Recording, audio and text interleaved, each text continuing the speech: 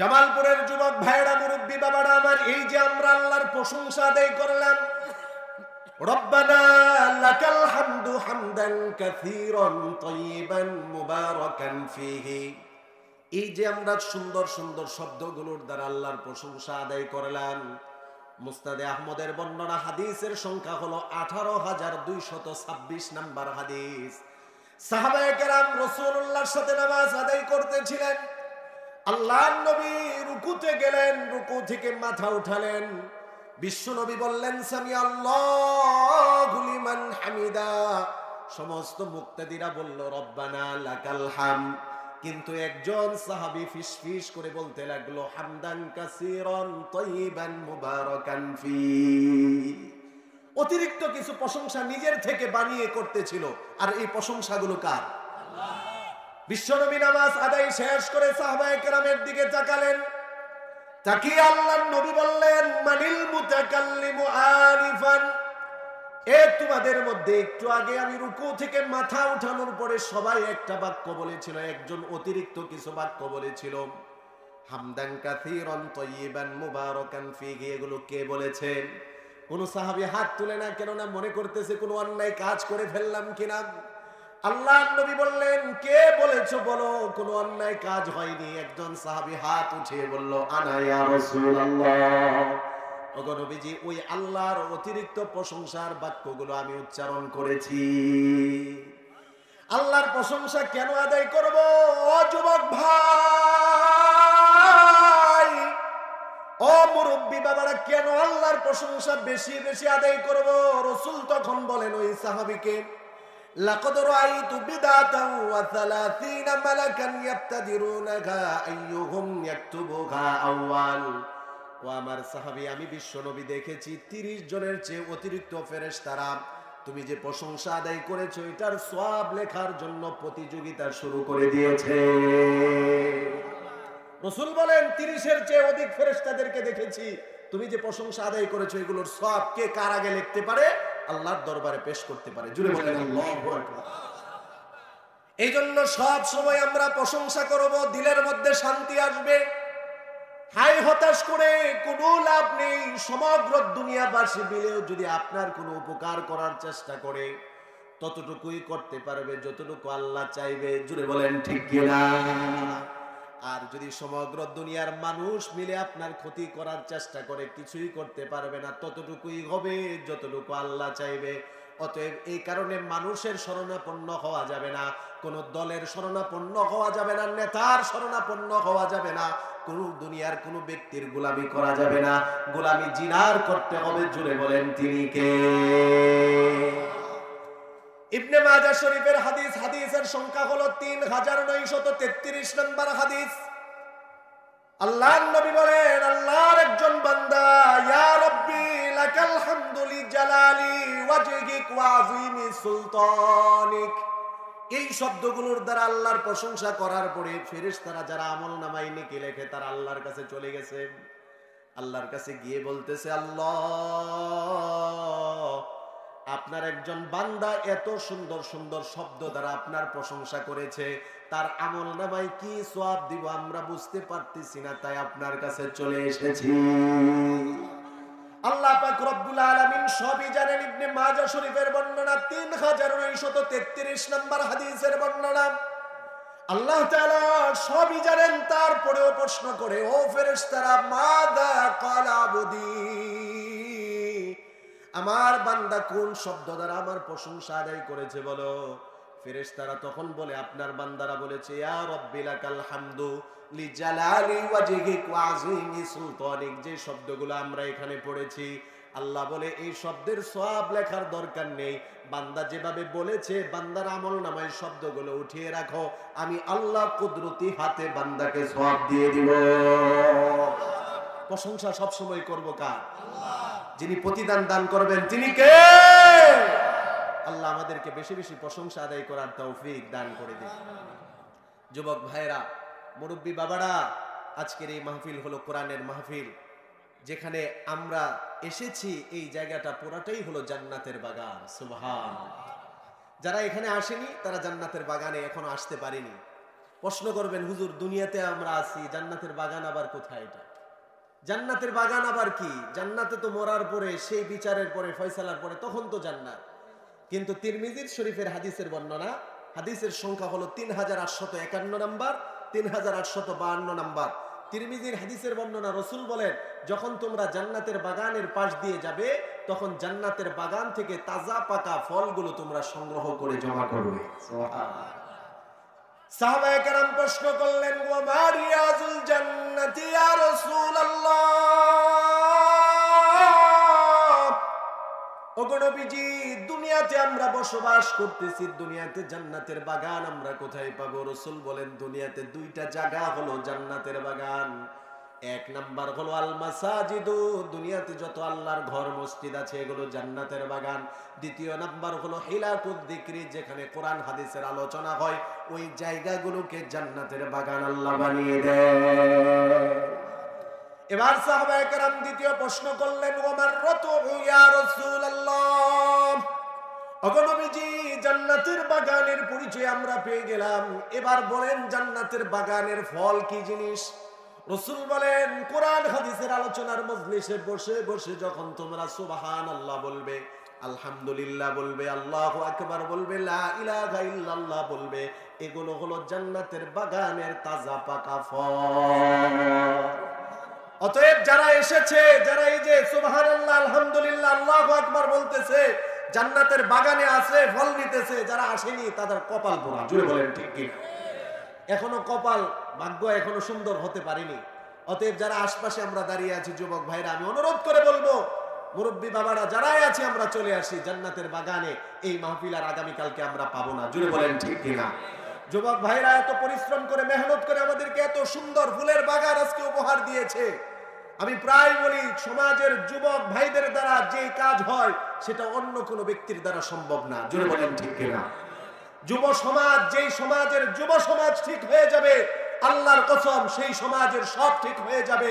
এই কারণে এই এলাকার যুব সমাজ ভাইদেরকে, যুবকদেরকে আমি বলে যাই, অযুবক ভাইরা, রাসূলুল্লাহ যুবকদের মাধ্যমে একটা সংগঠন তৈরি করেছিলেন, নাম ছিল হিলফুল ফুজুল, যেটাকে আরবিতে বলা হয় হালাফুল ফুজুল। রাসূলুল্লাহ ওই সংগঠনের উদ্দেশ্য ছিল, আজ থেকে মক্কার জমিনের মধ্যে অন্যায় অপরাধ হবে না, গরিব অসহায় মানুষের উপর জুলুম অত্যাচার হবে না। আজ থেকে সমাজের ঘুষ বন্ধ, আজ থেকে সমাজের সুদ বন্ধ, আজ থেকে সমাজের টিজিং বন্ধ, আজ থেকে সমাজের মাদক বন্ধ। এই এলাকার যুবক ভাইদেরকে সবাইকে ঐক্যবদ্ধ হয়ে পণ করে দিতে হবে। আমরাও আমাদের এলাকায় আজকের মাহফিল থেকে মাদক কোনো প্রশ্রয় দিব না। আজকের মাহফিল থেকে সমাজের মধ্যে অবৈধ সম্পর্ক, প্রেম প্রীতি ভালোবাসার প্রশ্রয় দিব না। আজকের মাহফিল থেকে আমাদের সমাজে গরিবের উপর জুলুম মেনে নিব না। বলেন ঠিক কিনা? এটা যুবকদের দ্বারাই সম্ভব, যুবকদের দ্বারা এটা সম্ভব, অন্য কারো দ্বারা এটা সম্ভব না। এত সুন্দর আয়োজন যুবক ভাইরা করেছে, এই আয়োজনের জন্য ধন্যবাদ জানাই। সবাই বলেন আলহামদুলিল্লাহ। যুবক ভাইদেরকে আল্লাহ কবুল করুক, দ্বীনের জন্য, ইসলামের জন্য মৃত্যু পর্যন্ত যুবক ভাইদেরকে দ্বীনের উপর ইস্তেকামত থাকার তৌফিক দান করুন। মুহতারাম হাজিরিন, যে যত বেশি দ্বীনের সাথে সম্পৃক্ত হবে, কোরআনের সাথে হাদিসের সাথে যে যত বেশি সম্পৃক্ত হবে, কোরআনের ছোঁয়া, হাদিসের ছোঁয়া, দ্বীনের ছোঁয়া তার সাথে লাগার কারণে সে তত দামি হয়ে যাবে। জোরে বলেন ঠিক কিনা? আজকে শুধু আমাদের অনেকের অভিযোগ থাকে, ব্যক্তিগতভাবে যদি প্রশ্ন করা হয়, বলে হুজুর জীবনে কোনো শান্তি নেই। পারিবারিক ভাবে যদি প্রশ্ন করা হয়, বলে হুজুর পরিবারের মধ্যেও শান্তি নেই, অশান্তি। সামাজিক ভাবেও আমরা শান্তিতে নেই, রাষ্ট্রীয় ভাবেও আমরা শান্তিতে নেই। আমি বলবো, আপনার ব্যক্তিগত জীবন, পারিবারিক জীবন, সামাজিক জীবন, রাষ্ট্রীয় জীবন, ততক্ষণ পর্যন্ত শান্তির আশা করাও ভুল হবে যতক্ষণ পর্যন্ত প্রত্যেক জীবনের স্তরে আপনার কোরআন হাদিস না আসবে। কোরআন হাদিস যেখানে এসে যাবে, তখন আল্লাহর কসম শান্তি আল্লাহ দান করবে। জুড়ে বলেন ঠিক কিনা? আপনার ব্যক্তিগত জীবনে কোরআন এসে পড়লে আপনার ব্যক্তিগত জীবন শান্তি হবে। পরিবারে কোরআন চলে আসলে পরিবার সুখীময় হবে, শান্তির হবে। সমাজে কোরআন আসলে সমাজ সুন্দর হবে। রাষ্ট্রে কোরআন আসলে এই রাষ্ট্র বাংলাদেশ সোনার মদিনায় যিনি পরিণত করে দিবেন তিনি কে? কেননা কোরআন এটা হলো একটা নূর। আল্লাহ পাক রব্বুল আলামিন কোরআনের ব্যাপারে কোরআনকে নূর বলেছেন। আল্লাহ বলেন কিতাবুন আনজালনাহু ইলাইক লিতুখরিজান নাসা মিনাজ যুলুমাতি ইলান নূর। এই কোরআনটাকে আমি আল্লাহ তাআলা অবতীর্ণ করেছি, নাজিল করেছি কেন? কোরআন হলো একটা আলো, এই আলোর দ্বারা মানুষ অন্ধকার থেকে বেঁচে আলোর পথ, জান্নাতের পথ পাবে। জুড়ে বলেন সুবহানাল্লাহ। এই কারণে কোরআনের ছায়াতলে আসতে হবে। কোরআন এটা এমন একটা আলো, এমন একটা আলো, এমন একটা নূর। এই নূর আল্লাহ পাক রব্বুল আলামিন যাদের অন্তরে দান করে দেন, সেই মানুষগুলো যদি জিরো থাকে, জিরো, কোরআনের নূরের দ্বারা, কোরআনের ছায়াতলে আসার কারণে, কোরআনের সংস্রবে আসার কারণে তাদেরকে আল্লাহ হিরো বানিয়ে দেন। জোরে বলেন ঠিক কিনা? পক্ষান্তরের বিপরীত জিনিস, যারা কোরআন থেকে দূরে চলে যাবে, কোরআনের নূর থেকে যারা মাহরুম হবে, বরং কোরআনের সাথে যারা বিদ্বেষ পোষণ করবে, এরা যদি হিরো থাকে, হিরো, আল্লাহ তাদেরকে জিরো বানিয়ে দেন। জোরে বলেন ঠিক কিনা? আবু জাহেলের সম্মানের কোনো কমতি ছিল না। আবু জাহেলের সমাজের সমাজপতিদের কাছে তার কোনো মর্যাদার কমতি ছিল না। আবু লাহাবের একই অবস্থা, উতবা সাইবার একই অবস্থা। কমতি ছিল একটা, সেটা হলো কোরআনের নূর তাদের মধ্যে ছিল না। রাসূলুল্লাহর আদর্শ তারা গ্রহণ করেনি। এই কারণে তারা হিরো থাকা সত্ত্বেও জিরো হয়ে গিয়েছে। আজও পর্যন্ত, কিয়ামত পর্যন্ত, যে যত বড় ব্যক্তি হোক, যত বড় নেতা হোক, যত বড় ধনী হোক, যত বড় ব্যক্তি হোক, সব থাকা সত্ত্বেও যদি কোরআন না থাকে তার কিছুই নেই। কোরআন না থাকলে সমাজে তার কোনো সম্মান নেই, কোরআন না থাকলে তার কোনো ইজ্জত নেই। কোরআন আছে, কিছুই নেই, দুনিয়ার সব তার আছে। জোরে বলেন ঠিক কিনা? এই তো কয়েকদিন আগেও একজন লোককে আমরা দেখেছিলাম, আপনাদের দিকেই তো মনে হয় বাড়ি, বলেছিল এই সমস্ত মোল্লা মৌলবীদেরকে গোনার টাইম আমাদের নাই। টুপিওয়ালা, দাড়িওয়ালা, এই যে এই সমস্ত মোল্লা মৌলবী জামাত শিবিরদেরকে গোনার টাইম আমাদের নাই। কেউ কেউ মাঝে মধ্যে আমাদেরকে বলে আমাদেরকে গোনার টাইম নাই। কেউ কেউ মাঝে মধ্যে আমাদেরকে দেখি বলে আমাদেরকে ডাকে, আসো খেলা হবে। হয় কিনা? মাঝে মধ্যে হয় কিনা? তো আমরা এখন লক্ষ্য করে দেখি, যারা আমাদেরকে বলেছিল গোনার টাইম নাই, কিছুদিন পরে দেখি তার কল রেকর্ড ফাঁস হয়েছে, এখন তাকে আমরা গোনার টাইম নাই। জোরে বলতে হবে ঠিক কিনা? ক্ষমতার বড়াই নিয়ে, নেতৃত্ব নিয়ে, টাকা পয়সা, ধন দৌলত নিয়ে কোরআনওয়ালাদের সাথে বিদ্বেষ পোষণ করেছিল। তাকিয়ে দেখেন টাকলা মুরাদের দিকে, ক্ষমতা চলে গিয়েছে, ইজ্জত চলে গিয়েছে, পদ চলে গিয়েছে, ঘরের মধ্যে শান্তি নেই। আল্লাহর কসম, কিয়ামত পর্যন্ত কোরআনওয়ালাদের সাথে যারা লাগতে আসবে, এই অবস্থাই হবে, জমিনে অস্তিত্ব থাকবে না। এটাই পরিণতি হবে। আমাদেরকে বলে আমাদেরকে গুনার টাইম নেই, তোমার মতো টাক্কুরদেরকে আমাদের গুনার টাইম নেই। শেষ। মাননীয় প্রধানমন্ত্রী পর্যন্ত বুঝতে পেরেছে যে এদেরকে যদি আমি মনোনয়ন দেই তাহলে আমার দেশে কখনো শান্তি আসবে না, সুখ আসবে না। এই জন্য এবারও প্রস্তাব করেছিল, কিন্তু কোনো ঠাঁই পাই নাই। জোরে বলেন ঠিক কিনা? তবে আমার কাছে কষ্ট লাগেছে, এখনো লাগতেছে, আমার কাছে কষ্ট লেগেছে, এখনো লাগতেছে। আজকের এই মাহফিল থেকে জামালপুরের যুবক ভাইদের পক্ষ থেকে, দল মত নির্বিশেষে সমস্ত মুসলমানের পক্ষ থেকে একটা কথা কোরআন হাদিস সামনে রেখে, কোরআন হাদিসের ছায়াতলে এসে আমরা আজকে এটা জানিয়ে দিতে চাই যে ভালো মানুষের সংস্রবে গেলেই ভালো কিছু পাওয়া যায়। জোরে বলেন ঠিক কিনা? খারাপ মানুষের সংস্রবে গেলে খারাপ কিছুই পাবেন। সুদখোর, ঘুষখোর, দুর্নীতিবাজের সাথে সম্পর্ক থাকলে আপনার মধ্যে সেই অভ্যাসটাই আসবে। নামাজি, দিনদার, পরহেজগার, মুত্তাকি, তাবলীগওয়ালা, সুন্নতি লেবাসওয়ালার সাথে সম্পর্ক থাকলে আপনার মধ্যে সেই অভ্যাসটাই আসবে।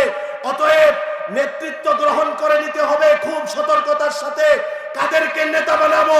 নায়ক, নায়িকা, গায়ক, গায়িকারা আমাদের নেতৃত্ব দিলে এটার মধ্যে রহমত, বরকত আসবে না। বড়ই কষ্ট, আফসোস আর পরিতাপের সাথে বলে দিতে চাই, নায়িকা, গায়িকা আর খেলোয়াড়রা দেখা যায় ইদানিং তারা জাতীয় সংসদে তারা গিয়ে ঠাঁই পেয়ে গেছে। এর দ্বারা কিন্তু আমাদের দেশের ভবিষ্যৎ ভালো হবে না। এটা পরিষ্কার করে জানিয়ে দেই, এর দ্বারা দেশের ভবিষ্যৎ ভালো হবে না। কেননা যেই নায়িকা, গায়িকা আর খেলোয়াড় তারা সংসদে যাচ্ছে, এরা কখনো সংসদ থেকে দেশের কল্যাণের জন্য কোনো ফয়সালা করবে না। এদের দ্বারা অশ্লীলতা আর বেহায়াপনায় হবে। আর ওদের অশ্লীলতা আর বেহায়াপনার বিরুদ্ধে আলেমরা কথা বললে তখন আলেমদেরকে বলে আসো খেলা হবে, আমরাও কম পারি না। সিয়াসিত্তা আমরাও পড়েছি, জীবনভর আমরা দেখেছি, শুনে এসেছি, রাস্তার মোড়ে মোড়ে 200 টাকা দিয়ে গান করেছে। আজকে সে সংসদে গিয়ে বলে সেও নাকি সিয়াসিত্তা পড়েছে। কিয়ামতের আলামত ছাড়া কিছুই না। মমতাজ বলেন আর সাকিব আল হাসান বলেন আর ফেরদৌস বলেন, নায়িকা গায়িকা দ্বারা জীবনে কখনো কল্যাণ আসবে না। ওদের দ্বারা সমাজের মধ্যে অশ্লীলতা বেহায়াপনাই ছড়িয়ে যাবে। বলেন ঠিক কিনা? এজন্য আমাদের উপর স্তরে যারা আছে তাদেরকে আল্লাহ তাআলা সহি বুঝ দান করুক। জোরে বলেন আমিন। কি বলবো, সব অঙ্গে ব্যথা, মলম লাগাবো কোথায়? সব অঙ্গে ব্যথা, মলম লাগাবো কোথায়? দেশটার অবস্থা কি চিন্তা করলে মাথাটা নষ্ট হয়ে যায়। আসার পথেও আমাকে সফর সঙ্গী যিনারা ছিল একটা ভিডিও দেখাচ্ছে। আমি আগেও এই ভিডিওটা দেখেছি। আমাদের স্কুল কলেজগুলোর মধ্যে আমরা আমাদের সন্তানাদিকে খুব আশা করে দেই তারা যেন সেখানে মানুষের মতো মানুষ হয়। জোরে বলেন ঠিক কিনা? কিন্তু বড় আশ্চর্যের বিষয়, আজকে ইদানিং কয়েকদিন ধরে একটা ভিডিও সোশ্যাল মিডিয়াতে হয়তো অনেক যুবক ভাই যারা আছেন আপনারা দেখেছেন। দেখলাম স্কুলের কয়েকজন স্যারেরা মিলে প্রধান শিক্ষক অন্যান্য শিক্ষকদেরকে প্রশিক্ষণ দিতেছে। কি প্রশিক্ষণ? ব্যাংক কিভাবে লাফায়। সুবহানাল্লাহ বলবেন না আলহামদুলিল্লাহ না নাউজুবিল্লাহ? আমিও বুঝতেছি না, কারণ এটার মধ্যে কি লাভ আছে, কি উপকারিতা আছে, কি কল্যাণ আছে আমার মাথায় এখন আমি ঢুকাতে পারি নাই। স্কুলের প্রধান শিক্ষক অন্যান্য শিক্ষকদেরকে ব্যাংক কিভাবে লাফায়, এটার মধ্যে কি ছাত্রদের জন্য উপকারিতা আছে আমি বুঝতে পারি নাই। ব্যাংক কিভাবে লাফায়, এবং তবে আমি যেটা দেখলাম প্রধান শিক্ষকের ব্যাঙের লাফানোটা দেখে আমি দেখলাম যে সে অনেকক্ষণ রিহার্সাল করেছে এবং ব্যাঙের লাফানোর চেয়ে তার লাফটা কম খারাপ হয়নি, অনেক ভালো হয়েছে। তা আমার প্রশ্নটা হলো, এই যে শিক্ষকেরা ব্যাঙ লাফালাফি করতেছে এবং এটা নাকি ছাত্রদেরকে শিখাবে, এবং স্কুল কলেজের মধ্যে ইদানিং শিখানো হচ্ছে আলু ভর্তা কিভাবে বানানো যায়, ডাল কিভাবে রান্না করা যায়। কিছুদিন পর পর আমরা দেখি বড় বড় কিছু আমাদের বড় বড় ব্যক্তিরা তারা খিচুড়ি শিখার জন্য জার্মানে যায়, দেশের কোটি কোটি টাকা খরচ করে। জুড়ে বলেন আছে কিনা? সাঁতার শিখতে যাবে 50 জনের দল টিম, তারা চলে যাচ্ছে কোটি কোটি টাকা খরচ করে। আমার প্রশ্নটা হলো, জনগণের কোটি কোটি টাকা খরচ করে খিচুড়ি শিখার জন্য জার্মানে যাওয়া বোকামি ছাড়া কিছুই না। জনগণের কোটি কোটি রক্ত মাখা গাম জড়ানো টাকা দিয়ে সাঁতার শিখতে যাওয়া, তুমি সাঁতার শিখতে পারবে না, শিখলেও তুমি নদীতে মরবে। জুড়ে বলেন ঠিক কিনা? আর স্কুল কলেজ ইউনিভার্সিটির অবস্থা এটা দেখলে তো মাথা আরো নষ্ট হয়ে যাচ্ছে। আমার বুঝে আসে না, এই যে এই সিলেবাস যারা তৈরি করছে এরা কি কি কোন বোতল খাইছে আমার বুঝে আসে না। মেয়াদ উত্তীর্ণ গাঁজা খাওয়া ছাড়া এই সিলেবাস তৈরি করা সম্ভব না। জুড়ে বলেন ঠিক কিনা? এই সিলেবাস দিয়ে কি হবে? আমাদের সন্তান, আমাদের ভবিষ্যৎ প্রজন্ম ব্যাঙের লাফালাফি দিয়ে কি হবে?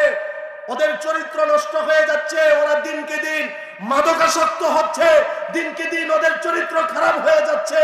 এদিকে কোনো মাথা ব্যথা নেই, ব্যাঙ লাফালাফি কিভাবে করে। অতএব বোঝা গেল তারা আমাদের সন্তানের ভবিষ্যৎ ভালো চায় না, আমাদের সন্তানদেরকে ধ্বংসের দ্বার প্রান্তে ঠেলে দিতে চায়। আমি তো বলি আমাদের শিক্ষা সিলেবাস যারা তৈরি করেছে, বিশেষ করে আমাদের যে শিক্ষামন্ত্রী আছে উনি কি করে? উনি তো আমার জানা মতো একজন ভালো বুদ্ধিমতী মানুষ। অনেকে বলে যে শিক্ষা সিলেবাস শিক্ষাঙ্গন নষ্ট করেছে দীপুমণি, আর যুব সমাজের চরিত্র নষ্ট করেছে নাকি পরিমণি। কথাটা কি বাস্তবতা আছে কিনা? নিশ্চয়ই আল্লাহ পাক রব্বুল আলামিন তোমাদের কাহারো সূরত দেখেন না, তোমাদের ধন সম্পদ আল্লাহ তাআলা দেখেন না। ওয়ালাকি ইয়ানজুরু ইলা কুলুবিকুম ওয়া আমালিকুম, আল্লাহ তোমাদের অন্তর দেখেন, আল্লাহ তোমাদের নেক আমল দেখেন। যদি সূরত দেখে বিচার হতো, বিবেচনা হতো, তাহলে হযরতে বেলালের মর্যাদা এত বেড়ে যেত না। সহিহ বুখারীর হাদিসের বর্ণনা 1449 নম্বর হাদিস। নবীজি বলেন, ও বেলাল তুমি আমাকে একটু বলো কি আমল তুমি বেলাল করো।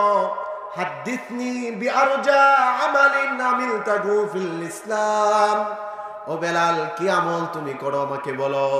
ফাইন্নী সামিতু দাফান আলাইকা বাইনা ইয়াদাইয়া ফিল জান্নাহ, কেননা আমি নবীজি তোমার পায়ের আওয়াজ জান্নাতে শুনতে পেয়েছি। অথচ আপনারা সবাই জানেন হযরতে বেলালের জীবনী বলা আমার উদ্দেশ্য না। চেহারাটা একেবারে কালো ছিল, গোলামের ঘরের গোলাম ছিল, ইথিওপিয়ার বাসিন্দা ছিলেন, নাকটা চ্যাপ্টা ছিল, ঠোঁটগুলো মোটা মোটা ছিল, দেখার মতো উল্লেখ করার মতো কোনো সৌন্দর্যতা ছিল না, কিন্তু অন্তরটা ছিল তাকওয়া দিয়ে ভরপুর, যার কারণে আল্লাহ এত মর্যাদা দান করে দিয়েছেন। জমিনে হাঁটতো, আল্লাহর জান্নাতে এই পায়ের আওয়াজ আল্লাহ পৌঁছে দিত। ফাইন্নি সামিয়তু দাফানা আলাইক, বুখারীর বর্ণনা, রাসূল বলেন আমি তো তোমার জুতার আওয়াজ শুনেছি জান্নাতে। হযরতে বেলাল রাদিয়াল্লাহু তাআলা আনহু আবেগে আপ্লুত হয়ে চোখের পানি ছেড়ে দিয়ে বলেন, ইয়া রাসূলুল্লাহ, ওগো নবীজি, আমি বেলালের জীবনে উল্লেখ করার মতো তেমন কোনো আমল নেই, তবে আমি নিয়মিত একটি আমল করি। ও জামালপুরের মুসলমান, হযরতে বেলাল নিয়মিত কোন আমলটা করতেন? ও যুবক ভাইয়েরা, মুরব্বী বাবারা, পর্দার আড়ালের মা বোনেরা, আমরাও যদি হযরতে বেলালের মতো নিয়মিত আমলটা করি, বেলালের মতো আমাদের মর্যাদা যিনি বাড়িয়ে দিবেন, জুড়ে বলেন তিনি কে? হযরতে বেলাল বলে, ইয়া রাসূলুল্লাহ, আমার জীবনের নিয়মিত একটা আমল আছে, সেটা কি? আন্নী লাম আতাতাহহার তুহুরান ইল্লা ফি সাআতি লাইলিন আও নাহারিন, যখনই দিনের বেলা রাত্রি বেলা আমার ওযুর প্রয়োজন হয়, আমি ওযু করে নেই, আর ওযু করার পরে 2 রাকাত বা 4 রাকাত তাহিয়াতুল ওযু নামাজ আদায় করি। আল্লাহু আকবার। এবার বলেন তো, উচ্চ আওয়াজে বলবেন, এই আমলটা কি কঠিন আমল না সহজ আমল? যখনই ওযুর দরকার ওযু করে নিব। বেলালের নিয়মিত আমল ছিল। হযরতে বেলালের মর্যাদা যে কারণে আল্লাহ বাড়িয়ে দিয়েছে। আল্লাহর নবী হযরতে বেলালকে বুকের মধ্যে জড়িয়ে নিয়ে বললেন, বেলাল, ছেড়ো না এই আমলটা, তুমি ছেড়ো না, এই আমলের কারণে আল্লাহ তোমার মর্যাদা বাড়িয়ে দিয়েছে। যা বলতেছিলাম, আল্লাহর কাছে চেহারার কোনো মূল্য নেই। নেতৃত্ব দিয়ে আল্লাহ তাআলা মানুষকে বিচার করবেন না, টাকা পয়সা ধন দৌলত দিয়ে আল্লাহ বিচার করবেন না। আল্লাহ পাক রব্বুল আলামিন যার অন্তর ভালো, তার কাছে আল্লাহ তত বেশি দামি। সাদ আল আসাদের কথা বলতেছিলাম, চেহারাটা ছিল কালো, সাহাবীটা কিন্তু অনেক ছিল ভালো, একেবারেই কালো ছিল। কোন মদিনার কোন বাবা তার সন্তানকে ওই সাহাবীর সাথে বিবাহ দিত না। কেমন দেখতে যেমন কালো ছিল, ছিল একেবারে গরিব। সমাজের কালো একেবারে গরিব ছেলেকে কেউ নিজের মেয়েকে বিবাহ দিতে চায় না, ঠিক কিনা? সবাই আমরা প্রতিষ্ঠিত খুঁজি।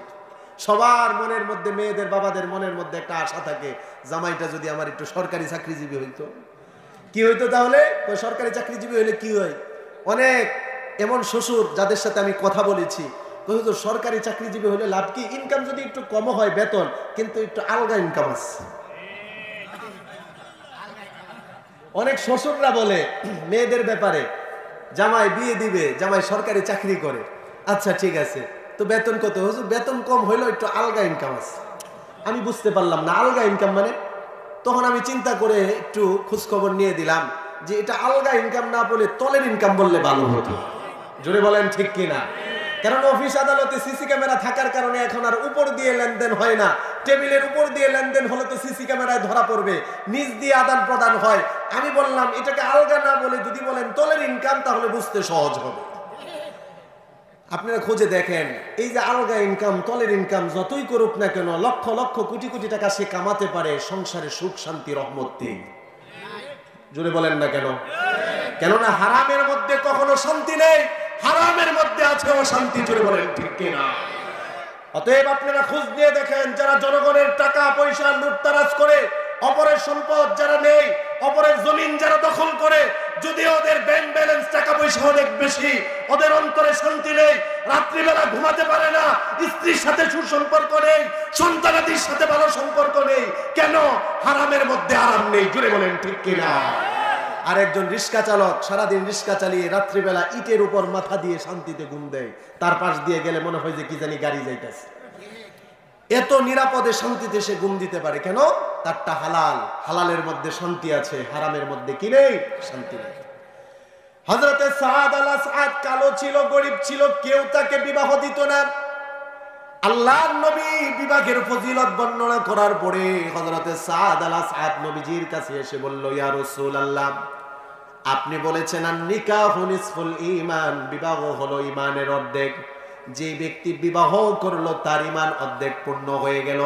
আমি তো বিবাহ করতে পারছি না, আমার ঈমান আমি পরিপূর্ণ করতে পারছি না। আল্লাহর নবী বুঝতে পারলেন হযরতে সাদের মনের ব্যথা আর কষ্টটা। নবীজি বললেন, সাদ চিন্তা করো না, যাও যাও মদিনায় ওই একজন ধনী ব্যক্তি আছে, কিছুদিন আগে সে মুসলমান হয়েছে, মদিনার মধ্যে অনেক ধনী মানুষ, যাও তার কাছে গিয়ে তার মেয়ের ব্যাপারে তুমি বিবাহের প্রস্তাব দাও, আর গিয়ে বলো আমি বিশ্ব নবী নিজে তোমার ব্যাপারে তার মেয়ের বিবাহের প্রস্তাব পাঠিয়ে দিলাম। হযরতে সাদ আল সাদ চলে গেল ওই সাহাবীর কাছে, তার মেয়ের ব্যাপারে বিবাহের প্রস্তাব দেওয়ার পরে সাহাবী প্রথম মনে করেছিল রাসূলুল্লাহর ব্যাপারে, অতঃপর যখন সাহাবী বুঝতে পেরেছে না না প্রস্তাবটা রাসূলুল্লাহর ব্যাপারে নয়, বরং ওই যে কালো সাহাবী সাদ আল সাদের ব্যাপারে, বাবা রাগান্বিত হয়ে গিয়েছে। মেয়ের বাবা বলে, কত বড় সাহস, চেহারার দিকে একবার তাকিয়ে দেখো, কালোর ঘরের কালো তুমি, এমন কালো আবার গরিব আমার মেয়েকে বিবাহের প্রস্তাব নিয়ে এসেছো, তোমার সাহস তো বেশি। সাদ আল সাদ বলে, ও আল্লাহর নবীর সাহাবী, আমি তো আসিনি, রাসূলুল্লাহ আমাকে পাঠিয়েছেন, আমি জানি আমার মতো গরিব কালো ব্যক্তি আপনার মতো ধনী ব্যক্তির সুন্দরী মেয়েকে বিবাহ করার সামর্থ্য নেই। এই কথাগুলো পর্দার আড়াল থেকে ওই মেয়েটা শুনতেছিল। যখন ওই সাহাবী সাদ আল সাদ ফিরে যাবে, মেয়েটা ডাক দিয়ে তার বাবাকে বলল, বাবা যে সাহাবীটাকে আপনি ফিরিয়ে দিচ্ছেন সে কিন্তু নিজের ইচ্ছায় আসেনি, তাকে রাসূলুল্লাহ পাঠিয়েছে, আপনি যদি ধন সম্পদের বড়াই আর অহংকার আর আমার সৌন্দর্যতার বড়াই করে এই সাহাবীকে ফিরিয়ে দেন, তাহলে রাসূলুল্লাহ কষ্ট পাবে, আর রাসূলুল্লাহ কষ্ট পেলে আল্লাহ কষ্ট পাবে। যে আল্লাহ আপনাকে সম্পদ দান করেছে, আমাকে রূপ সৌন্দর্যতা দান করেছে, ওই আল্লাহ চাইলে সব কেড়ে নিতে পারে, ঠিক না? সম্পদ দেওয়ার মালিক কে? সৌন্দর্যতা দেওয়ার মালিক কে? উচ্চ আওয়াজে বলেন, ক্ষমতা নেতৃত্ব দেওয়ার মালিক কে? এই কারণে মনে রাখবেন, জামালপুরের মুসলমান সম্পদ পেয়ে, চেহারার সৌন্দর্যতা পেয়ে, নেতৃত্ব পেয়ে বড়াই করা যাবে না, অহংকার করা যাবে না। কেননা যে আল্লাহ দিতে পারে মুহূর্তে, সে আল্লাহ নিতেও পারে। এই কথাটা মেয়ে তার বাবাকে বুঝিয়ে বলার পরে বাবা বলতেছে, মা তুমি কি এই বিবাহেতে রাজি? মেয়েটা বলতেছে, বাবা মেয়েটা এত সুন্দর ছিল, মেয়েটার একটা উপাধি ছিল, তাকে বলা হতো হুরে মদিনা, মদিনার হুর তাকে বলা হতো। মেয়েটা বলতেছে, বাবা রাসূলুল্লাহ যেহেতু প্রস্তাব পাঠিয়েছে, রাসূলুল্লাহর মোহাব্বত দিলে নিয়ে অন্তরে নিয়ে প্রস্তাব মেনে নিলাম। মেয়েটা বলতেছে, সাদ যান, আপনি যান, রাসূলুল্লাহকে গিয়ে বলেন আমি আল্লাহর রাসূল আপনার ব্যাপারে যে প্রস্তাব দিয়েছে আমি তাতে রাজি। আর আপনি গিয়ে আল্লাহর রাসূলকে বলবেন আমার বিবাহের জন্য আমি রাসূলুল্লাহকে উকিল বানিয়ে দিলাম। হযরতে সাদ আল সাদের মুখের মধ্যে হাসি ফুটে উঠল। গরিব মানুষ বিবাহ করতে পারে না, চেহারাটা কালো, কেউ বিবাহ দেয় না, মদিনার সুন্দরী মেয়েকে সে বিবাহ করবে। রাসূলুল্লাহর দরবারে যাওয়ার পরে আল্লাহর নবী তার চেহারা দেখেই বুঝতে পারলেন, বললেন সাদ এত খুশি কেন মনে? সাদ আল সাদ বলে, ইয়া রাসূলুল্লাহ, বাবা প্রস্তাব প্রত্যাখ্যান করে ফিরিয়ে দিচ্ছিল, মেয়েটা আপনার মহব্বত অন্তরে নিয়ে মেনে নিয়েছে আর আপনাকে বিবাহের উকিল বানিয়েছে। আল্লাহর নবী বললেন, যাও ঠিক আছে, যেহেতু আমাকে উকিল বানিয়েছে, আমি তোমাদের এই বিবাহের জন্য 4000 স্বর্ণ মুদ্রা ধার্য করে দিলাম। মোহর, মোহর, বিবাহের মোহর তোমার 4000 স্বর্ণ মুদ্রা। এই কথা শুনে মুহূর্তের মধ্যে সাদ আল সাদ রাদিয়াল্লাহু আনহু ওনার মুখের হাসি চলে গেছে।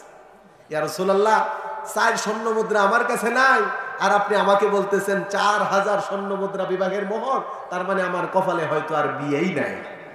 কেননা আমাদের সমাজের প্রচলন মোহরের কথা কিন্তু না, আমাদের সমাজের যে প্রচলন মোহর সেটা কি, বিবাহের সময় যা ইচ্ছা তা দরুক, দেওয়ার দরকার নাই, ভবিষ্যতে সারাসারি হইলে পরে মেয়ের ভবিষ্যৎ আছে। জোরে বলেন, সমাজের বাস্তবতা এটা কিনা? আমি নিজে শুনেছি, এক ব্যবসায়ী বলতেছে, হুজুর মেয়ের বিয়ের কার্ড দিতেছে, হুজুর আসবেন কিন্তু আপনি। আচ্ছা কোথায়? আলোচনা করার পরে বলতেছে যে অমুক ছেলের সাথে, ওই যে সরকারি চাকরিজীবী। আচ্ছা ঠিক আছে, বিবাহের মোহর আলোচনায় আসলো কত? 10 লাখ টাকা। আচ্ছা ঠিক আছে, তো দিতেছে কত? হুজুর দেখ আর না দেখ, পরবর্তীতে যদি আমার মেয়ের ছেড়া দেয়, আমার মেয়ের একটা ভবিষ্যৎ আছে না। নাউজুবিল্লাহ বলেন। বিবাহের মোহরের উদ্দেশ্য কি এটা? যে বাবা মা মোহর বাড়িয়ে ধরে আর মনে মনে এই নিয়তি করে যে ভবিষ্যতে ছেড়ে দিলে আমার মেয়ের একটা ভবিষ্যৎ আছে না, নিয়ত গুণে বরকত, দেখা যায় ওই মেয়ের পরে ছাইরেই দেয়। সমাজের বাস্তবতা আছে কিনা? মোহর বেশি আপনার বিবাহের সম্পর্ক টিকে রাখতে পারে না। চাকরি ভালো হলে বিবাহের সম্পর্ক টিকে থাকে না। টাকা পয়সা বেশি হলে বিবাহের সম্পর্ক টিকে থাকে না। দিনদার মুত্তাকি হলে বিবাহের সম্পর্ক টিকে থাকে, বলেন ঠিক কিনা? কেননা টাকাওয়ালা পয়সাওয়ালা আর ক্ষমতাবান হয়ে গেলেই দেখা যায় দিনদার না হলে দুশ্চরিত্রবান হয়ে যায়, আর তখনই বিবাহের সম্পর্কের মধ্যে ব্যাঘাত সৃষ্টি হয়, ঠিক কিনা? সাদ রাদিয়াল্লাহু তাআলা আনহু বলে, ইয়া রাসূলুল্লাহ, আমার কপালে হয়তো আর বিয়ে নেই, 4000 স্বর্ণ মুদ্রা আমি কোথা থেকে পাবো? রাসূল বলে, টেনশন করো না, চিন্তা করো না, আমি রাসূলুল্লাহ যেমন তোমার বিবাহের উকিল, মোহর যেমন আমি ধার্য করেছি, ব্যবস্থাও আমি রাসূলুল্লাহ করে দিব। আল্লাহর নবী বললেন, যাও সাদ, তুমি আমার সাহাবী, ধনী সাহাবী উসমান গনির কাছে যাও। আল্লাহু আকবার বলেন। হযরত উসমানের কাছে সাদ রাদিয়াল্লাহু তাআলা আনহুকে আল্লাহর নবী পাঠিয়ে দিলেন। সব ঘটনা শোনার পরে হযরত উসমান গনি রাদিয়াল্লাহু তাআলা আনহু 4000 বিবাহের মোহরের 2000 স্বর্ণ মুদ্রা দিয়ে দিল। হযরতে সাদ এবার খুশি, অর্ধেক হয়ে গেছে, বাকি অর্ধেক একটা ভাবে হয়ে যাব। বিয়ে তো, বিয়ের কথা শুনলে কার ভালো না লাগে? জোরে বলেন ঠিক কিনা? পাগলেও যদি বিয়ের কথা শুনে একটা হাসি দেয়, ছোট্ট বাচ্চাকেও যদি বলেন কিরে, অনেক সময় দেখা যায় নানাদেরকে দাদাদেরকে দুষ্টামি করে ছোট্ট নাতিনত করে বলে কিরে বিয়ে শাদী করবি নি, দেখবেন কানলেও হাসে দেয়, আছে কিনা? কারণ বিয়ে জিনিসটা সবাই বুঝে। সাদ বড় আনন্দিত, চলে যাচ্ছে 2000 স্বর্ণ মুদ্রা নিয়ে, স্বর্ণ মুদ্রা 2000 দিনার নিয়ে চলে যাচ্ছে। হযরত ওসমান পিছন থেকে ডাক দিতেছে, এই বোকা, শুধুমাত্র মোহর দিলে হবে? নতুন স্ত্রীর জন্য কিছু কেনাকাটা করা লাগবে না, মার্কেটিং করা লাগবে না, গয়নাগাটি কিনা লাগবে না, সোনো আলতা এগুলো কিনা লাগবে না, আরো কিছু হাদিয়া দিয়ে দিলাম, এগুলো নিয়ে যাও। সুবহানাল্লাহ বলবেন না? কেননা সাহাবায়ে কেরাম পরস্পরের মধ্যে সম্পর্ক ছিল রুহামাউ বাইনাকুম, পরস্পরের মধ্যে তাদের এমন ভ্রাতৃত্ব ছিল, বর্তমানে আপন ভাইয়ের মধ্যে ভাইয়ের সম্পর্ক সুসম্পর্ক নেই। সম্পদের কারণে, টাকার কারণে, সম্পত্তির কারণে আপন ভাই ভাইয়ের সাথে সম্পর্ক ছিন্ন করে। সাহাবায়ে কেরাম রক্তের সম্পর্ক ছিল না, এমন সুসম্পর্ক ছিল, পৃথিবী উলট হয়ে যেত, তাদের সম্পর্কে কোনো ব্যাঘাত সৃষ্টি হতো না। জুড়ে বলেন ঠিক কি? আজকে আমরা কি, কোন চরিত্র লালন করতেছি, কোন চরিত্র ধারণ করতেছি?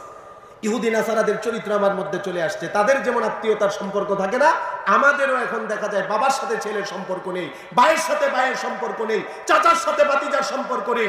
সামান্য দুনিয়ার কারণে এই সম্পর্কের ব্যাঘাত সৃষ্টি হয়। জোরে বলেন ঠিক কিনা? হযরতে সাদ এবার নবীজির কাছে গেলেন। সব বলার পরে আল্লাহর নবী বললেন, যাও আরেকজন সাহাবী নোমানের কাছে যাও। নোমান বিন আলীর কাছে হযরতে সাদ যাওয়ার পরে, তিনিও একজন ধনী সাহাবী ছিলেন। বিস্তারিত ঘটনা শোনার পরে তিনিও বাকি 2000 মোহর দিয়ে দিলেন। বিবাহের মোহর 4000 হয়ে গেছে। হযরতে সাদ যখন চলে আসে, হযরতে নোমান ডাক দিয়ে বলে, সাদ, শুধু মোহর দিলে হবে, কেনাকাটা করা লাগবে না, এই যে তোমাকে আরো কিছু অতিরিক্ত হাদিয়া দিয়ে দিলাম। হযরতে সাদ রাদিয়াল্লাহু তাআলা আনহু মুখটা বড় হাস্যোজ্জ্বল, এক পকেটে বিবাহের মোহরের টাকা নিয়ে, স্বর্ণ মুদ্রা নিয়ে, আরেক পকেটের মধ্যে মার্কেটিং এর টাকা নিয়ে মদিনার বাজারে চলে গেল। দোকানদারকে গিয়ে বলতেছে, ভালো ভালো জিনিসগুলো এই টাকার মধ্যে আপনি দিতে থাকেন। দোকানদার মালামালগুলো দিচ্ছে। এমন সময় নবীর সাহাবী সাদ শুনতে পেল, হাইয়া আলাল জিহাদ, হাইয়া আলাল জিহাদ। আল্লাহু আকবার। মদিনার গলিতে গলিতে একজন লোক যাচ্ছে আর বলছে, ও নবীর সাহাবীরা, ও মদিনাবাসী মুসলমান, শুনেছো রাসূলুল্লাহ মসজিদে নববীর মধ্যে তোমাদেরকে যেতে বলেছে, জিহাদের ডাক এসেছে, দ্বীনের জন্য, ইসলামের জন্য লড়াই করার জন্য যেতে হবে। ও যুবক ভাই, আজকে আজান দিলে ওই আজানের ডাক আমার কানে পৌঁছে না। আমি ব্যবসায়ী বলে, আজান দিলে আজানের ডাক আমার কানে পৌঁছে না। আমি একজন চাকরিজীবী বলে, আজান দিলে আজানের ডাক আমার কানে পৌঁছে না। আমি বড় নেতা বলে, এগুলো তো আমাদের কাজ না, এগুলো মোল্লা মৌলবীদের কাজ, আছে কিনা? বিভাগের বাজার করতেছে, এমন সময় শুনলো হাইয়া আলাল জিহাদ। একটা মুহূর্ত দেরি না করে দোকানদারকে সাদ বলল, ভাই রেখে দাও, রাসূলুল্লাহ জিহাদের জন্য মসজিদে নববীর মধ্যে সবাইকে ডেকেছেন। আগে গিয়ে দেখি, আগে জিহাদ তারপরে বিবাহ। মসজিদের মধ্যে চলে গেলেন আল্লাহর নবী, সমস্ত সাহাবায়ে কেরামকে বললেন, ও আমার সাহাবীরা, আল্লাহর রাস্তায় জান আর মাল কে কে দিবে, আল্লাহ এর মোকাবেলায় তোমাদের জান্নাতুল ফেরদাউস দিয়ে দিবে। নবীর সাহাবী সাদ আল সাদ এই ঘোষণা শোনার পরে মসজিদের বাহিরে আসলেন।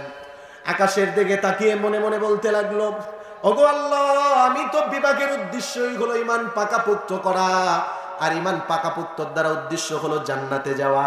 যদি বিবাহ না করে জিহাদের ময়দানে প্রাণবন্ত লড়াই করে জানমাল খরচ করে যদি জান্নাত পাওয়া যায়, তাহলে এই বিবাহ শাদী করার কোনো প্রয়োজন নেই। সাদ আল সাদ রাদিয়াল্লাহু তাআলা আনহু মদিনার বাজারে আবার ছুটে গেলেন, তবে মার্কেটিং এর জন্য নয়।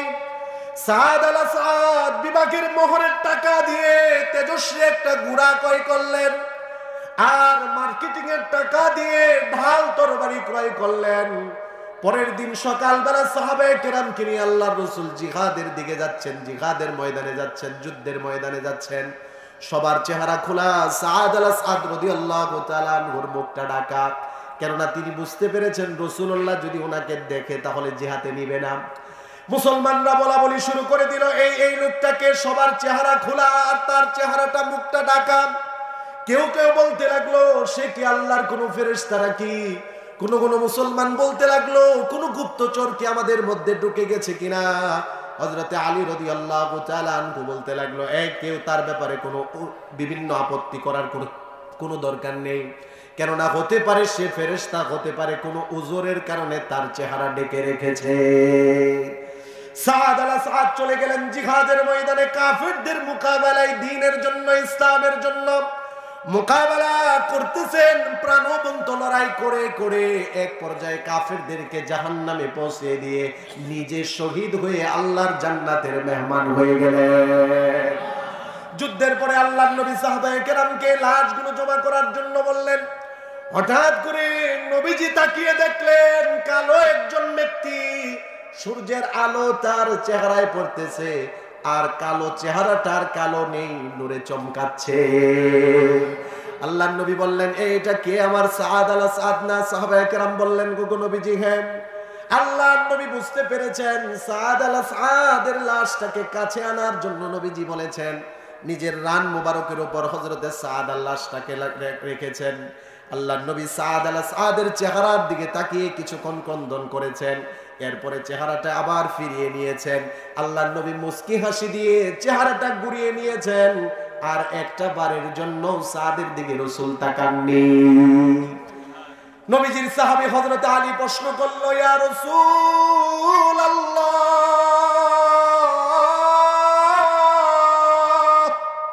ওগো নবীজি, এই যে আপনি তিনটা কাজ করলেন, সাদের দিকে তাকিয়ে প্রথমে কান্না করলেন, এরপরে মুস্কি হাসি দিলেন, এরপরে চেহারাটা আপনি ফিরিয়ে দিলেন, কারণটা কি?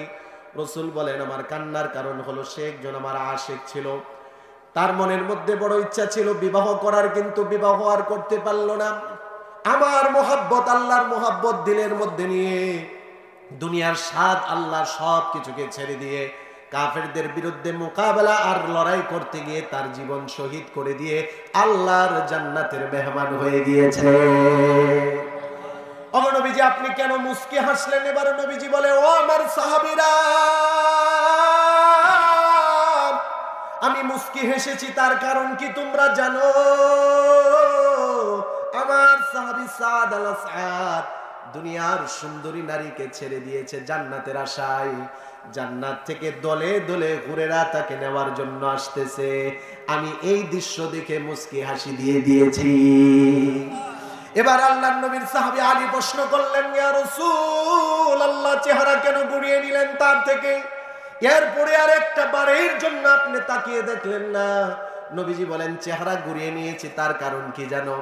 একজন হুরকে দেখতে পেলাম, সাদ আল সাদের কাছে আসলো, আদর করা শুরু করে দিল, চুম্বন করা শুরু করে দিল, আর বলতে লাগলো আমাদের জন্য দুনিয়ার নারীকে ছেড়ে দিয়েছ, আল্লাহ তাআলা কখন জান্নাতে তোমাকে দিবে, কখন জান্নাতে যাব, তোমাকে আদর করব, এই দেরি তোর সহ্য হয় না।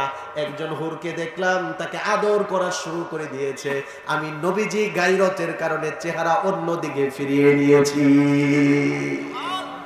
এজন্য যুবক ভাইরা, দ্বীনের জন্য, ইসলামের জন্য সাহাবায়ে কেরাম নিজের সম্পদ, নিজের জান, নিজের মাল, নিজের মনের বড় ইচ্ছা পর্যন্ত ত্যাগ করে দিয়েছে।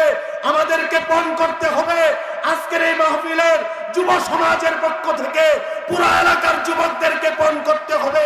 আল্লাহর জমিনে আল্লাহর দ্বীনকে বুলন্দ করতে হলে, আল্লাহর জমিনে আল্লাহর হুকুমত প্রতিষ্ঠা করতে গেলে যদি জীবন দেওয়ার প্রয়োজন হয় জীবন দিব, যদি মাল দেওয়ার প্রয়োজন হয় মাল দিব, যদি শরীরে কাফনের কাপড় পরতে হয়, কারা কারা পরতে রাজি আছে হাতটা দেখিয়ে দে।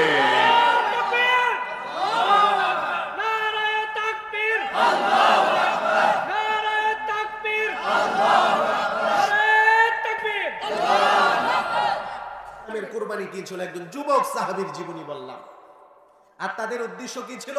আখিরাত। তারা দুইটা জিনিসকে সামনে রেখেছে, এক হলো কোরআন আর এক হলো রাসূলুল্লাহর আদর্শ সুন্নাত। এ ব্যতীত তারা দুনিয়ার কোনো মত, দুনিয়ার কোনো দার্শনিকের কথা, দুনিয়ার কোনো বুদ্ধিজীবীর কথা গ্রহণ করেনি। আর আমরা কোরআন সুন্নাহ সব ছেড়ে দিয়ে দুনিয়ার বিভিন্ন আজে বাজে মন্তব্য আর কথা গ্রহণ করেছি। জুড়ে বলেন ঠিক কি না? এই কারণে আমাদের জীবনের এই অবস্থা।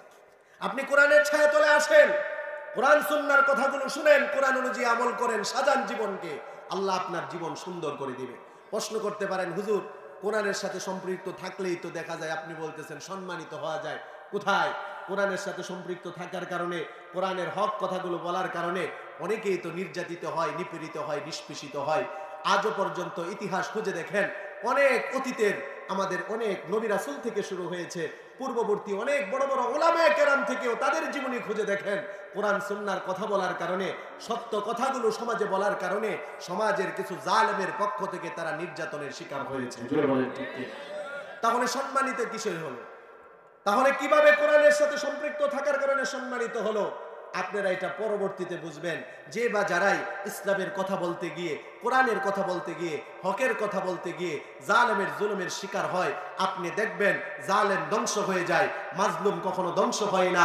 দুনিয়া থেকে বিদায় নিয়ে চলে গেলেও ওই মাজলুম যেই ব্যক্তিকে নিরপরাধ ভাবে, অন্যায় ভাবে তার উপর অত্যাচার করেছে, তাকে মানুষ বলে না, তার জন্য মানুষ জীবন দিতে রাজি। জুড়ে বলেন ঠিক কি? এরকম অনেক কোরআনের পাখিদেরকে আমরা দেখেছি, আজকে দুনিয়াতে নেই, কিন্তু কোরআনের পাখির জন্য এখনো পর্যন্ত শত যুবক জীবন দেওয়ার জন্য প্রস্তুত। জোরে বলতে হবে ঠিক কিনা? আমরা অনেক আগ থেকে এই ইতিহাস গ্রহণ করে এসেছি, আমরা এটাকে দিলের মধ্যে বসিয়ে নিয়েছি। কোরআনের কথা বলতে গেলে, সুন্নাহর কথা বলতে গেলে, হক কথা বলতে গেলে জেল, জুলুম, অন্যায়, অনাচার হবে। আমাদের পূর্ববর্তীদের হয়েছে, বর্তমানে হচ্ছে, ভবিষ্যতেও হবে। আমাদেরকে ফাঁসির দড়িতে ঝুলিয়ে দিলেও, জ্বলন্ত টকবকে তেলের মধ্যে ফেলে দিলেও কোরআনের কথা বলা ছাড়বো না। বলেন ঠিক কিনা? আমাদের মুরব্বীরাই শিক্ষা আমাদের দেয়নি। আমাদের কোরআনের পাখিরা তারা 10 বছর 15 বছর জুলুম অত্যাচার সহ্য করেছে। অত্যাচার সহ্য করতে করতে মৃত্যুর দ্বার পর্যন্ত তাদেরকে পৌঁছে দেওয়া হয়েছে, তারপরও বাতিলের সাথে মোকাবেলা আপোষ করেনি। আমরাও করবো না। জুড়ে বলেন ঠিক কিনা? এজন্য কোরআনের ছায়াতলে আসতে হবে। দুইটা আমল আমাদের করতে হবে। দুইটা আমল যদি আমরা করি, আপনাদের কষ্ট হচ্ছে, বিরক্ত হচ্ছেন, এইভাবে এই উঠা বসা হচ্ছে কেন? দীর্ঘ সময় হওয়ার কারণে 1 নাম্বার 2 নাম্বার, 1 নাম্বার 2 নাম্বার হইতে পারে না? আচ্ছা, যাই হোক, সমস্যা নাই। আমরা আশাবাদী 1 নাম্বার 2 নাম্বার শেষ করে আবার সবাই যথাযথভাবে চলে আসবে। আল্লাহ কবুল করুক। উঠা বসা করবেন না, আর অল্প সময় বেশি দীর্ঘায়িত করব না। আমার এখান থেকে যেতে হবে আমার ঢাকায়, আমার মাদ্রাসা খোলা হয়েছে আজকে। গতকালকে আমি আবার সেরকম না যে ফজরের পরে ঘুম দিলাম জোহর পর্যন্ত, 8টা থেকে আমার ক্লাস, আমার হাদিসের ক্লাসে বসতে হবে, জোহর পর্যন্ত ক্লাস করে আবার আপনাদের সেই নেত্রকোনা কলমাকান্দা আমার আসতে হবে। তা আপনাদের চেয়ে আমার বেশি তাড়া আছে, ঠিক কিনা? ঘুমানোরও সুযোগ নেই, আমার সময়ের অনেক ব্যস্ততা। তো যার কারণে আমি আপনাদেরকে এত দূরে যেহেতু এসেছি, যুবক ভাইরা যেহেতু আপনাদের জন্য এত সুন্দর আয়োজন করেছে, আমি আপনাদের সামনে আর 2-4টা কথা বলবো, ধৈর্য সহকারে শুনতে পারবেন তো ইনশাআল্লাহ? কষ্ট হচ্ছে না তো? ছেড়ে দেই, দোয়া করে দেই, চলবে কিছুক্ষণ? আল্লাহ এই আগ্রহ কবুল করুন, জোরে বলি আমিন। আমার মুরব্বী বাবাদের হায়াতে আল্লাহ বরকত দান করুক, আমার যুবক ভাইদেরকে দ্বীনের জন্য, ইসলামের জন্য আল্লাহ কবুল করে নিক। আজকের মাহফিলে সর্বশেষ আমরা দোয়া করব, আমাদের যে সমস্ত ওলামায়ে কেরাম কোরআনের কথা বলার কারণে জালেমের জুলুমের শিকার হয়ে যারা দুনিয়া থেকে বিদায় নিয়ে চলে গেছেন, আল্লামা সাইদি সহ এরকম যারা আরো কোরআনের পাখি দুনিয়া থেকে বিদায় নিয়ে চলে গেছে, ওনাদের জন্য দোয়া হবে। যারা এখনো ভিতরে আছেন, শাইখুল হাদিস ইবনে শাইখুল হাদিস আল্লামা মামুনুল হক সাহেব, মুফতি আমির হামজা হাফিজাহুল্লাহ এবং আরো যত আলেম নিরপরাধ হয়ে ভিতরে আছে, ওনাদের জন্য আমরা দোয়া করব, অতি তাড়াতাড়ি যেন আল্লাহ মুক্ত বাতাসে ওনাদেরকে আসার তৌফিক দান করেন।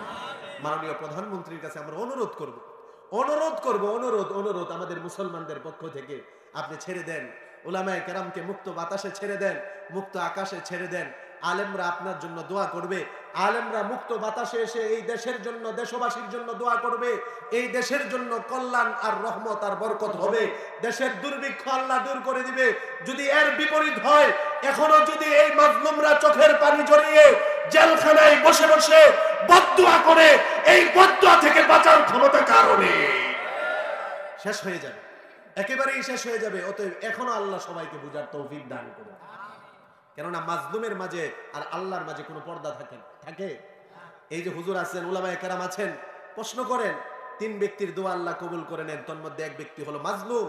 যখন সে জালেমের জুলুমের শিকার হয়ে আল্লাহর কাছে ফরিয়াদ করে, তার মাঝে আর আল্লাহর মাঝে কোনো পর্দা থাকে না, দোয়া করতে দেরি হয়, তার দোয়া আল্লাহ কবুল করতে দেরি হয় না।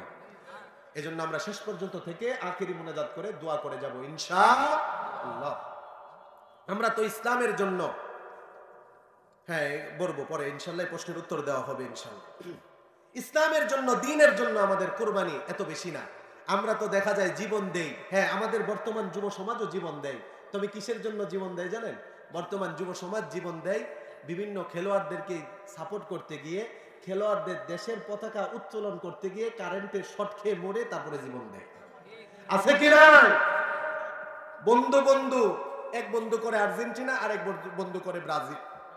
এই 2 দলকে নিয়ে তারা ঝগড়া করে এক বন্ধু আরেক বন্ধুর পেটের ভিতরে ছুরি ঢুকিয়ে দিয়েছে, মারা গিয়েছে। এরকম কক্সবাজার, খাগড়াছড়িতে বিভিন্ন জায়গায় মরার সংবাদ গত বছর আমরা পেয়েছি। আমি প্রত্যেক বছর গফরগাঁও রেল স্টেশনের পাশে মাজার ভেঙে একটা মসজিদ হয়েছে, এই মসজিদে আমি মাহফিলে প্রধান বক্তা হিসেবে আল্লাহর রহমতে থাকি। সেখানে আমি সচক্ষে এক যুবককে দেখেছি, এক মাহফিলে বয়ান শুনেছে, আরেক মাহফিলে নাই। জিজ্ঞাসা করলাম ওই যুবক কোথায়? বলে হুজুর কিছুদিন আগে আর্জেন্টিনার পতাকা টাঙ্গাইতে গিয়ে মারা গেছে। তাহলে আমাদের যুবকরাও তাদের জীবন দেয়, তবে ইসলামের জন্য না। আমাদের যুবকরাও তাদের জীবন দেয়, দলের জন্য দেয়, নেতার জন্য দেয়, বিভিন্ন ইহুদি নাসারাদেরকে সাপোর্ট করতে গিয়ে দেয়, তাদের পতাকা টাঙ্গাইতে গিয়ে দেয়। মুসলমান মনে রাখতে হবে, এই জীবন দেওয়া কোনো জীবন দেওয়া নয়, এটা শহীদি মৃত্যু নয়। ইসলামের জন্য কালেমা উদ্দিন করার জন্য, ইসলামের কালেমা উদ্দিন করার জন্য জীবন দাও।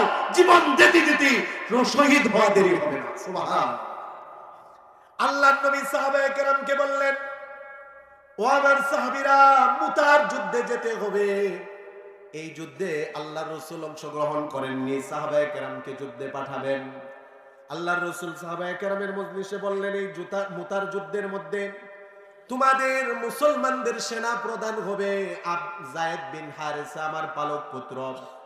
যদি যায়েদ বিন হারেসা শহীদ হয়ে যায়, তাহলে তারপরে মুসলমানদের সেনা প্রধান হবে জাফর বিন আবি তালেব। জাফর বিন আবি তালেব যদি শহীদ হয়ে যায়, মুসলমানদের সেনা প্রধান হবে আব্দুল্লাহ বিন রওয়াহা। রাসূল বলেন, আব্দুল্লাহ বিন রওয়াহা যদি শহীদ হয়ে যায়, তাহলে তোমাদের মধ্য থেকে একজনকে তোমরা আমির বানিয়ে যুদ্ধ পরিচালনা করবে। সাহাবায়ে কেরাম যারা উপস্থিত ছিলেন তারাও বুঝতে পেরেছেন, যাদের নাম ঘোষণা করা হয়েছে তারাও বুঝতে পেরেছেন, রাসূলুল্লাহ সাল্লাল্লাহু আলাইহি ওয়াসাল্লাম কোন যুদ্ধে সাহাবায়ে কেরামকে পাঠালে এক যুদ্ধে সেনাপতি কিন্তু 3 জন থাকে না, একজনই থাকে।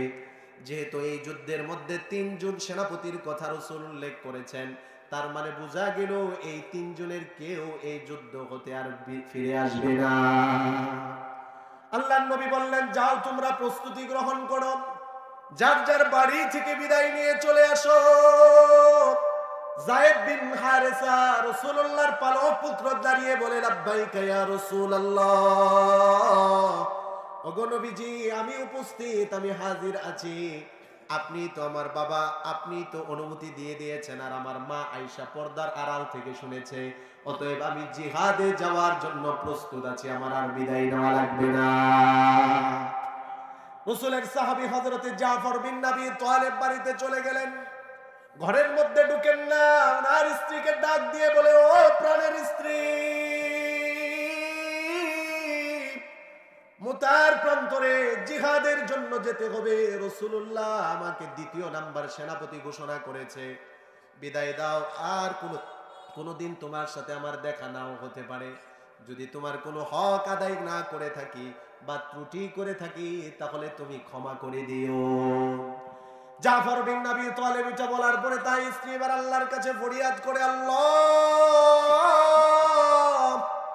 আমার স্বামী জাফর বিন নবী তালেব মুতার প্রান্তরে জিহাদের জন্য যাচ্ছে। আমার স্বামীকে সহি সালামত জিহাদের প্রান্তরে লড়াই করে আবার তাকে বিজয়ী বানিয়ে, গাজী বানিয়ে আমাদের বুকে ফিরিয়ে দিও। এই দোয়া শোনার পরে জাফর বিন নবী তালেব তরবারির উল্টা পিঠে স্ত্রীর হাতের মধ্যে মৃদু আঘাত করলো, আর বলতে লাগলো, উল্টা দোয়া করো কেন? তুমি কি রাসূলুল্লাহর কথার মর্ম বুঝো না? আমার আগে রাসূলুল্লাহ একজন সেনাপতি ঘোষণা করেছেন, আমার পরে আরেকজন ঘোষণা করেছেন। তার মানে বোঝা গেল এই জিহাদ থেকে আমি আর বেঁচে ফিরে আসব না, এই জিহাদে আমি শহীদ হয়ে যাব। অতএব চিরবিদায় দিয়ে দাও, তোমার হকে কোনো ত্রুটি করে থাকলে ক্ষমা করে দাও। এই কথা শুনে স্ত্রী কান্না শুরু করে দিল, আর ঘরের মধ্যে জাফর বিন নবী তালেব ঢুকে না, চলে যাচ্ছে জিহাদের ময়দানে অংশগ্রহণ করবে। পিছন থেকে উনার দুইটা সন্তান, এক সন্তানের নাম হলো মুহাম্মদ, আর এক সন্তানের নাম হলো আব্দুল্লাহ।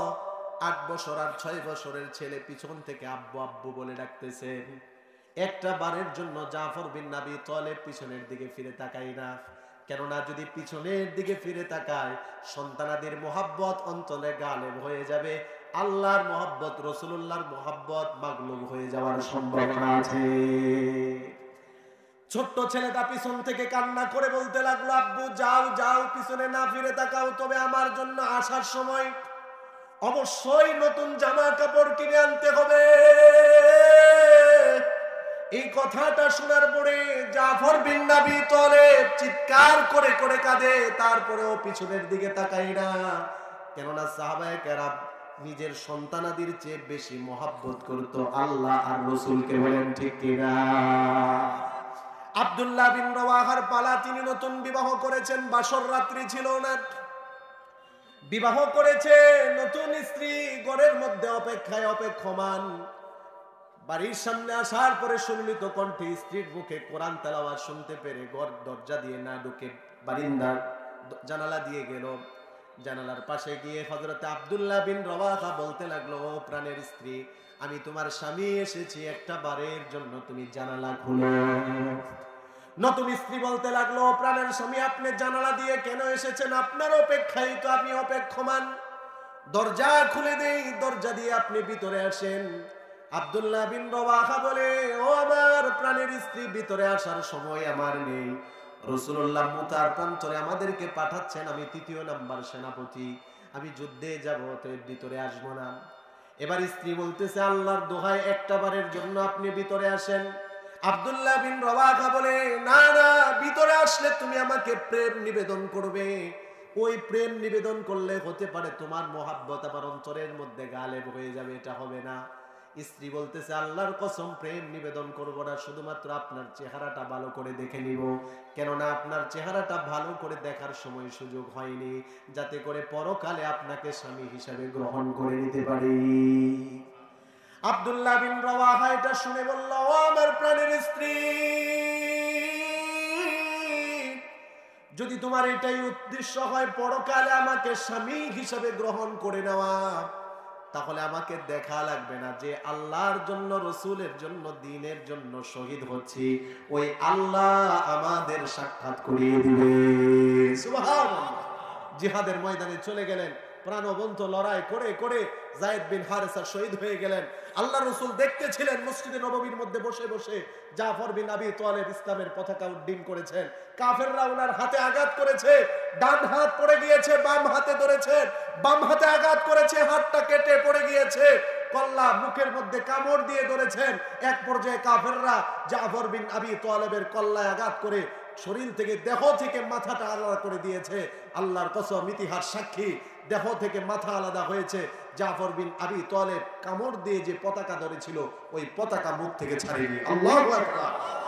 ও যুবক ভাই, আমি বলতে চাই, সাহাবায়ে কেরাম জীবন দিয়েছেন ইসলামের পতাকা উড্ডীন করার জন্য। আমরাও প্রয়োজনে জীবন দিব ইসলামের পতাকা উড্ডীন করার জন্য। কোন দলকে ক্ষমতায় নেওয়ার জন্য নয়, ক্ষমতা থেকে নামানোর জন্য নয়, খেলোয়াড়কে সাপোর্টের জন্য নয়, ইসলামের জন্য জীবন দিব। ফিলিস্তিনের মুসলমানের জন্য জীবন দিব। মসজিদে আকসাকে ইহুদিদের নাপাক হাত থেকে রক্ষা করার জন্য জীবন দিব। বলেন ঠিক কিনা? এটার নাম হলো শহীদ। এই তামান্না প্রত্যেকটা মুমিনের অন্তরে রাখা চাই। জোরে বলেন ঠিক কিনা? এই কারণে আমাদেরকে দুইটা শক্তিতে বলিয়ান হতে হবে। এক নাম্বার হলো ঈমানের শক্তি, দ্বিতীয় নাম্বার হলো আমলের শক্তি। যদি এই দুইটা শক্তি আমাদের সমন্বয় হয়, দুইটা শক্তি যদি আমাদের মিল হয়, তাহলে এই দুই শক্তির মোকাবেলায়, দুই শক্তির শর্তে যিনি আমাদেরকে জান্নাত দিয়ে দিবেন, তিনি কে? সূরা কাহাফের 107 নম্বর আয়াত, আল্লাহ পাক রব্বুল আলামিন বলেন, ইন্নাল্লাযীনা আমানু ওয়া আমিলুস সালিহাত, ওই সমস্ত লোক যারা ঈমান আনবে এবং নেক কাজ করবে। দুইটা কাজ যারা করবে, জুড়ে বলেন কয়টা কাজ? দুইটা কাজ, ঈমান আনা, নেক কাজ করা। আল্লাহ বলেন দুইটা কাজ যারা করবে, কানাত লাহুম জান্নাতুল ফিরদাউসি নুজুলা, আমি আল্লাহ তাদেরকে মেহমানদারি স্বরূপ জান্নাতুল ফিরদাউস দিয়ে দিব। সুবহানাল্লাহ। ঈমান আমরা এনেছি, আলহামদুলিল্লাহ। এখন আমাদের ঈমানের দ্বিতীয় ধাপ, ঈমান আনার পরে ঈমানদারের উপর, এই ঈমানের আনার পরে তাদের উপর বিপদ আপদ মুসিবত অতীতে এসেছে এবং এখনো আসতেছে, ভবিষ্যতেও আসবে। তবে মনে রাখতে হবে, ঈমানদারের কাছে আমি সব সময় বলি, তার জীবনের চেয়ে তার ঈমান বড়। ঈমানদারের কাছে তার ব্যবসার চেয়ে তার ঈমান বড়। ঈমানদারের কাছে তার চাকরির চেয়ে ঈমান বড়। ঈমানদারের কাছে তার পরিবারের চেয়ে ঈমান বড়। ঈমানদারের কাছে তার দলের চেয়ে, তার নেতার চেয়ে ঈমান বড়। ঈমানদার প্রয়োজন হলে দল ছেড়ে দিবে, নেতা ছেড়ে দিবে। ঈমানদার প্রয়োজন হলে ব্যবসা বাণিজ্য সব ছেড়ে দিবে, প্রয়োজন হলে জীবন দিবে। ঈমানদার ঈমান ছাড়বে না। জোরে বলেন, ছাড়বে। এইটাকে বলা হয় ইস্তেকামাত। আর যদি এটার উপর আমরা থাকতে পারি, আমাদেরকে আল্লাহ তাআলা মৃত্যুর আগে ফেরেশতাদের মাধ্যমে জান্নাতের সুসংবাদ দিয়ে দিবেন। সুবহানাল্লাহ। তাহলে ঈমানের উপর আমরা অবিচল থাকবো। দ্বিতীয় নাম্বার হলো নেক কাজ করা। সর্বশেষ গুরুত্বপূর্ণ একটা বিষয় আমি আপনাদের সামনে পেশ করব। তাইয়িবান মুবারাকান ফীহি ইয়া রাব্বি লাকাল হামদু লিজালালি ওয়াজহিক ওয়া আযীমি সুলতানিক। আজকের এই মধ্য পলাশতলা পশ্চিমপাড়া জামে মসজিদের উদ্যোগে মাহফিলকে আল্লাহ কবুল করে নিক। এই মধ্য পলাশতলা এলাকাবাসীকে আল্লাহ কবুল করে নিক। আমার মুরব্বী বাবাদের হায়াতে আল্লাহ বরকত দান করুক। কলিজার টুকরা যুবক ভাইদেরকে দ্বীনের জন্য, ইসলামের জন্য কবুল করে নিক। পর্দার আড়ালের শ্রদ্ধা সম্মানিতা মা এবং বোনদেরকে মা খাদিজাতুল কুবরা, আম্মা জান আয়েশা সিদ্দিকা রাদিয়াল্লাহু আনহুমার গুণে গুণান্বিত করে দিক। জোরে বলি আমিন। সম্মানিত উপস্থিতি, কষ্ট হচ্ছে আপনাদের? এই যে কতক্ষণ জিকির করলাম, ভালো লাগলো না খারাপ লেগেছে? অন্তর থেকে বলেন, যুবক ভাইরা বলেন, ভালো লেগেছে না খারাপ লেগেছে? আমার যুবক ভাইরা মনের অশান্তি দূর করার জন্য কত কিছু করে। দুনিয়াতে চলার ক্ষেত্রে মনের মধ্যে কষ্ট বিভিন্ন কাজে, বিভিন্ন পাশের মানুষ, দূরের মানুষ, কাছের মানুষ দিতেই পারে। দুনিয়াতে চলার ক্ষেত্রে বিভিন্ন কাজ করবে, বিভিন্ন ঘটনার কারণে আমাদের অন্তরে অশান্তি তৈরি হয় কি না? কিন্তু আমরা ভুল করি, মনের মধ্যে, দিলের মধ্যে এই অশান্তি যখন আসে, তখন বিশেষ করে আমার যুবক ভাইরা মনের অস্থিরতা অশান্তি দূর করার জন্য হারাম একটা কাজ পন্থা অবলম্বন করে। সেটা কি করে? অধিকাংশ যুবক ভাইরা মন খারাপ থাকলে, মনটা ভালো না থাকলে অশান্তি দূর করার জন্য মোবাইলটা হাতে নিয়ে বিভিন্ন গায়কের, বিভিন্ন নায়কের গান, মুভি বের করে, নাটক, সিনেমা বের করে কানে হেডফোন লাগিয়ে শুনতে থাকে, আর মনে করে তার মনের অশান্তি দূর হচ্ছে। বোকার স্বর্গে বসবাস করতেছেন। কশ্চিন কালেও এই অবৈধ পথ অবলম্বন করার দ্বারা আপনার অশান্তি দূর হবে না। জোরে বলতে হবে ঠিক কিনা? অনেক মুরব্বী বাবাদেরকেও দেখা যায় বাড়িতে শাশির সাথে একটু ঝগড়া হয়েছে, মনোমালিন্য হয়েছে, হওয়াটাই স্বাভাবিক। জোরে বলেন ঠিক কিনা? একটু সংসারের ক্ষেত্রে ঝগড়াঝাটি হওয়াটাই স্বাভাবিক। যে সংসারে একটু ঝগড়াঝাটি আছে সেই সংসারে মহাব্বত আছে। জোরে বলেন ঠিক কিনা? মান অভিমান তো এটা থাকবেই, কিন্তু অনেক মুরব্বী বাবাদেরকেও দেখা যায়, আমি স্বচক্ষে দেখে বাস্তবতা অনুযায়ী কথা বলছি, মুরব্বী বাবাদের মন খারাপ থাকলে অনেক বাবারাও চাষটলে বসে টিভির দিকে হা করে তাকিয়ে থাকে, আর মনে করে কতক্ষণ চা আর দুই একটা টান দিলে আর ওইদিকে তাকায় থাকলে তার অশান্তি দূর হবে। আপনারা বলেন, যুবক ভাইদের একটা অবস্থা তুলে ধরলাম, মুরব্বী কিছু কিছু বাবাদের অবস্থা তুলে ধরলাম, সবাই না, আমি এটা সবার কথা বলতেছি না, কিছু কিছু মানুষের অবস্থা তুলে ধরলাম। আবার কিছু মহিলা আছে, মা বোনেরা আছে, বাড়িতে মন অশান্তি আর মনের মধ্যে অস্থিরতা আসলে জি বাংলা আর ইসরার জলসা নিয়ে বসে পড়ে। এবার আমি প্রশ্ন করব, যুবক ভাইয়েরা যাদেরই অস্থিরতা দূর করার জন্য এই পন্থা অবলম্বন করেছেন, মুরব্বী বাবারা আপনারা যে এই অস্থিরতা দূর করার জন্য এই পন্থা অবলম্বন করেন, পর্দার আড়ালের মা বোনেরা যারাই অস্থিরতা দূর করার জন্য এই অবৈধ পথ অবলম্বন করে, আমি আপনাদের থেকে জানিয়ে দিয়ে যাই এবং এটা শুনতে চাই, আল্লাহর কসম মনের অশান্তি গান শোনার দ্বারা দূর হয় না। আল্লাহর কসম টিভি দেখার দ্বারা, সিরিয়াল সিনেমা দেখার দ্বারা মনের অশান্তি দূর হয় না। অবৈধ কাজ করার দ্বারা মনের অশান্তি দূর হয় না। যিনি শান্তি দিতে পারেন, যিনি অশান্তি দেন, তিনি কে? আপনাকে আল্লাহর দিকে ঝুঁকতে হবে, আল্লাহর দিকে রুজু হতে হবে, আল্লাহর দিকে ফিরতে হবে। যে আল্লাহ আপনাকে অশান্তি দিয়েছে, মুহূর্তের মধ্যে ওই আল্লাহ আপনার অন্তরটাকে শান্তি করে দিতে পারে। যে আল্লাহ আপনাকে অসুস্থ দিয়েছেন, মুহূর্তের মধ্যে ওই আল্লাহ আপনাকে সুস্থ করে দিতে পারে। জোরে বলেন ঠিক কি? এই কারণে আজ থেকে শপথ গ্রহণ করে নিলাম, যুবক ভাইয়ের আজকের এই মাহফিল থেকে আমি আপনাদেরকে গ্যারান্টি সহকারে ওয়াল্লাহ বিল্লাহ তাল্লাহ আল্লাহর নামে শপথ করে বলে দিয়ে যাই, ও জামালপুরের যুবক ভাইয়েরা, যদি অন্তরের মধ্যে কোনো অস্থিরতা অনুভব করেন, কোনো কষ্ট যদি অনুভব করেন, অবৈধ কোনো পন্থা অবলম্বন করিয়েন না। মসজিদে ঢুকে যাবেন, নীরবে নিবৃতে বসে 2 রাকাত নফল নামাজ পড়ে এক কোণার মধ্যে বসে মুনাজাতের মধ্যে আল্লাহর কাছে কান্নাকাটি করেন। কিছু সময় পারলে আল্লাহর নামের জিকির করেন, যে আল্লাহ আপনার অন্তরের অশান্তি দূর করে প্রশান্তি দান করে মুহূর্তের মধ্যে আপনাকে পৃথিবীর সবচেয়ে শান্তির লোক বানিয়ে দিবেন। তিনি কে? এটা আমার কোনো কথা না, এটা আল্লাহরই কথা। আল্লাযীনা আমানু ওয়া তাতমাইন্নু কুলুবুহুম বিযিকরিল্লাহ, যারা ঈমানদার তাদের অন্তরের প্রশান্তি আসে আল্লাহ পাকের জিকিরের দ্বারা। আলা বিযিকরিল্লাহ, খবরদার জেনে রাখো, একমাত্র আমি আল্লাহর জিকিরই তোমাদের অন্তরে প্রশান্তি এনে দিবে। সুবহানাল্লাহ। জিকির করব তো ইনশাআল্লাহ। জিকির কি শুধু মুরব্বী বাবাদের আমল, না যুবক ভাইদেরও আমল? পুরুষের আমল না নারীদেরও আমল? আল্লাহ সবাইকে জিকির করার তৌফিক দান করুক, সকলে বলি আমিন। প্রশংসা করলাম কার? জোরে বলেন কার? লাভ হয়েছে কার? আমাদের। দুনিয়ার ক্ষেত্রে আজকে যদি এখানে চেয়ারম্যান সাহেব আসে, এমপি মহোদয় সাহেব আসে, মন্ত্রী সাহেব আসেন, যদি প্রশংসা করি তাহলে ওনার লাভ। আজকে আপনারা যদি আমার প্রশংসা করেন, আমার লাভ। দুনিয়ার ক্ষেত্রে সিস্টেম এটা, কিন্তু আল্লাহ তাআলার ক্ষেত্রে ভিন্ন সিস্টেম। বান্দারা যত বেশি প্রশংসা করবে আল্লাহর লাভ না, বরং বান্দাদের লাভ। প্রশংসা করার দ্বারা বান্দা আল্লাহর কাছাকাছি চলে যাবে।